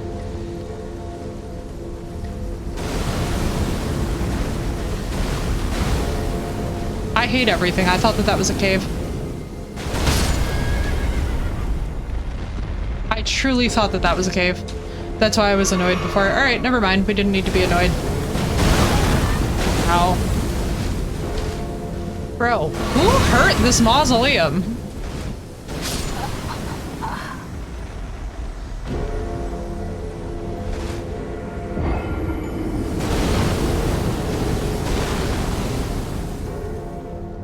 Right at it, but it killed me a few times, yeah. Yeah, we'll be fine. It's just one of those funny things where you're like, who hurt you, bro? Why so much shooting? Oh, Jesus, I'm so close, actually. Excuse me? Everything hurt them. Listen, we've all been that person at the bar. I get it. Bro, go. Yeah, running right at it is definitely the best move. Now listen, you piece. You relax. You hear?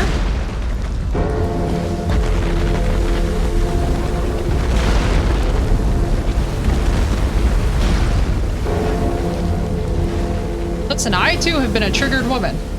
But thanks to EMDR and the powers of healing,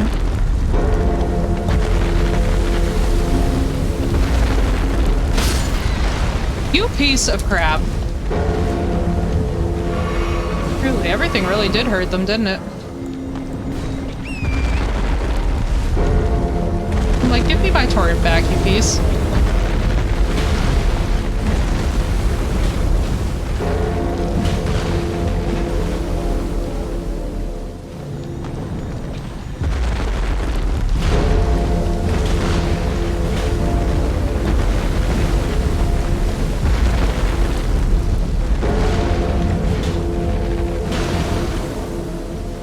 Is this it? Are you just covered in barnacles and angry?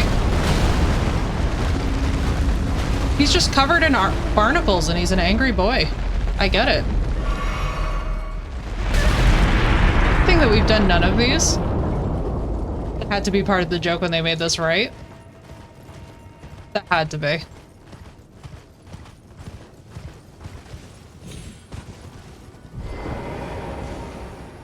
Buddy.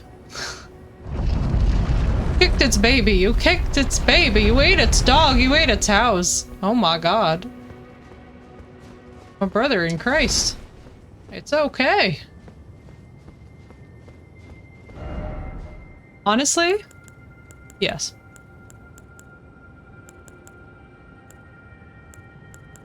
What does it cost to make these?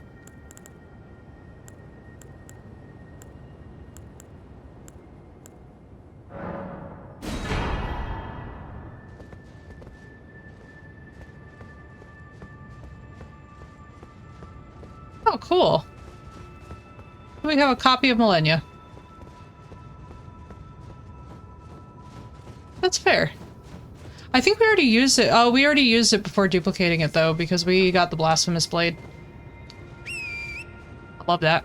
Is that a monster? probably was at some point. There we go. Let's grab this church. Oh, cute. Hello, Torrent Man. Apostate derelict. You can still cop. Oh, that's awesome, actually. Oh, wait, that's actually sick. I did not know that. I love that they have that, though. Ooh, the silver mirror shield. Wow, she looks so cool.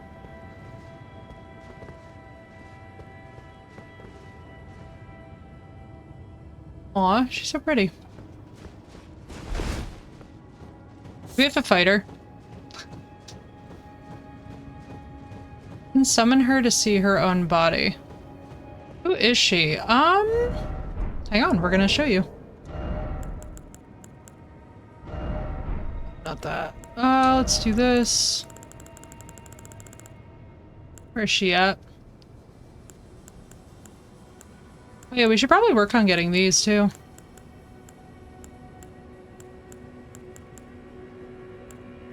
Wasn't she one of these?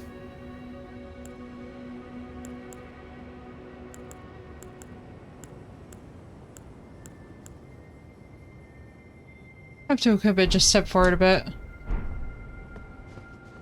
Oh, I see.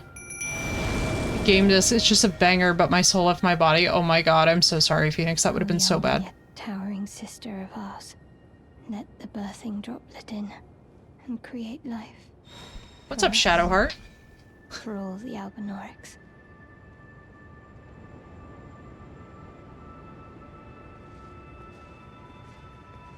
Thank you. I finally fulfilled my purpose. Oh, Our precious. young yet towering sister will give us hope. Now Our young? nothing is left unfinished. I will join you in battle to the bitter end. And when the fighting is done, then you may lay me to rest. Beside Lobo, my dear wolf.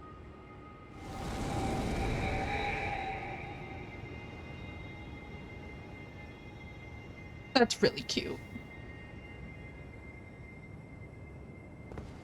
That was really precious.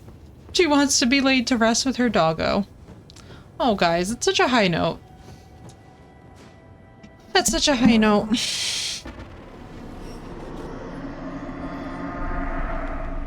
Y'all, I feel so content pausing today there.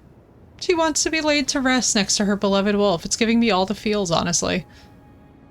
Fully upgrade Ancient Dragon Smithing Stones for playthrough. Good to know-ish. Doing the maintenance on that chainmail, right? Oh, Sinnoh, that chainmail. That would be... Oh. Can you imagine? Oh, the scrubbing. Oh, the sand. The sand that you would need for the... Oh, God. Just stick her in Radahn's boss arena and let her roll around a bit.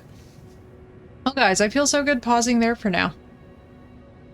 It's such a good vibe. It has been so lovely to hang out with you guys. Thank you all so much for the follows. Thank you all so much for the love and support today. We are going to be back tomorrow. Now, tomorrow is Monday, so we will be back at our regular 5:30 p.m. Eastern Standard Time. Sometimes I start a little bit earlier, closer to 4:35. So I will keep you guys updated. If you're not in the Discord, feel free to hop in the Discord, but I am going to carry on with things today.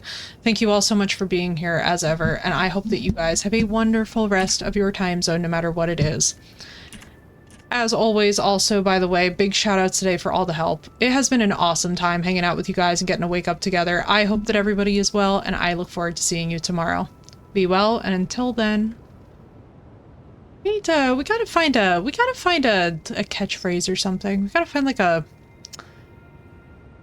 like a sign off. I don't know. Ciao. Until then, ciao. Until then, ciao. Thank you, Patata. Ciao, Patata. Laters, guys. And ish, no problem. Enjoy.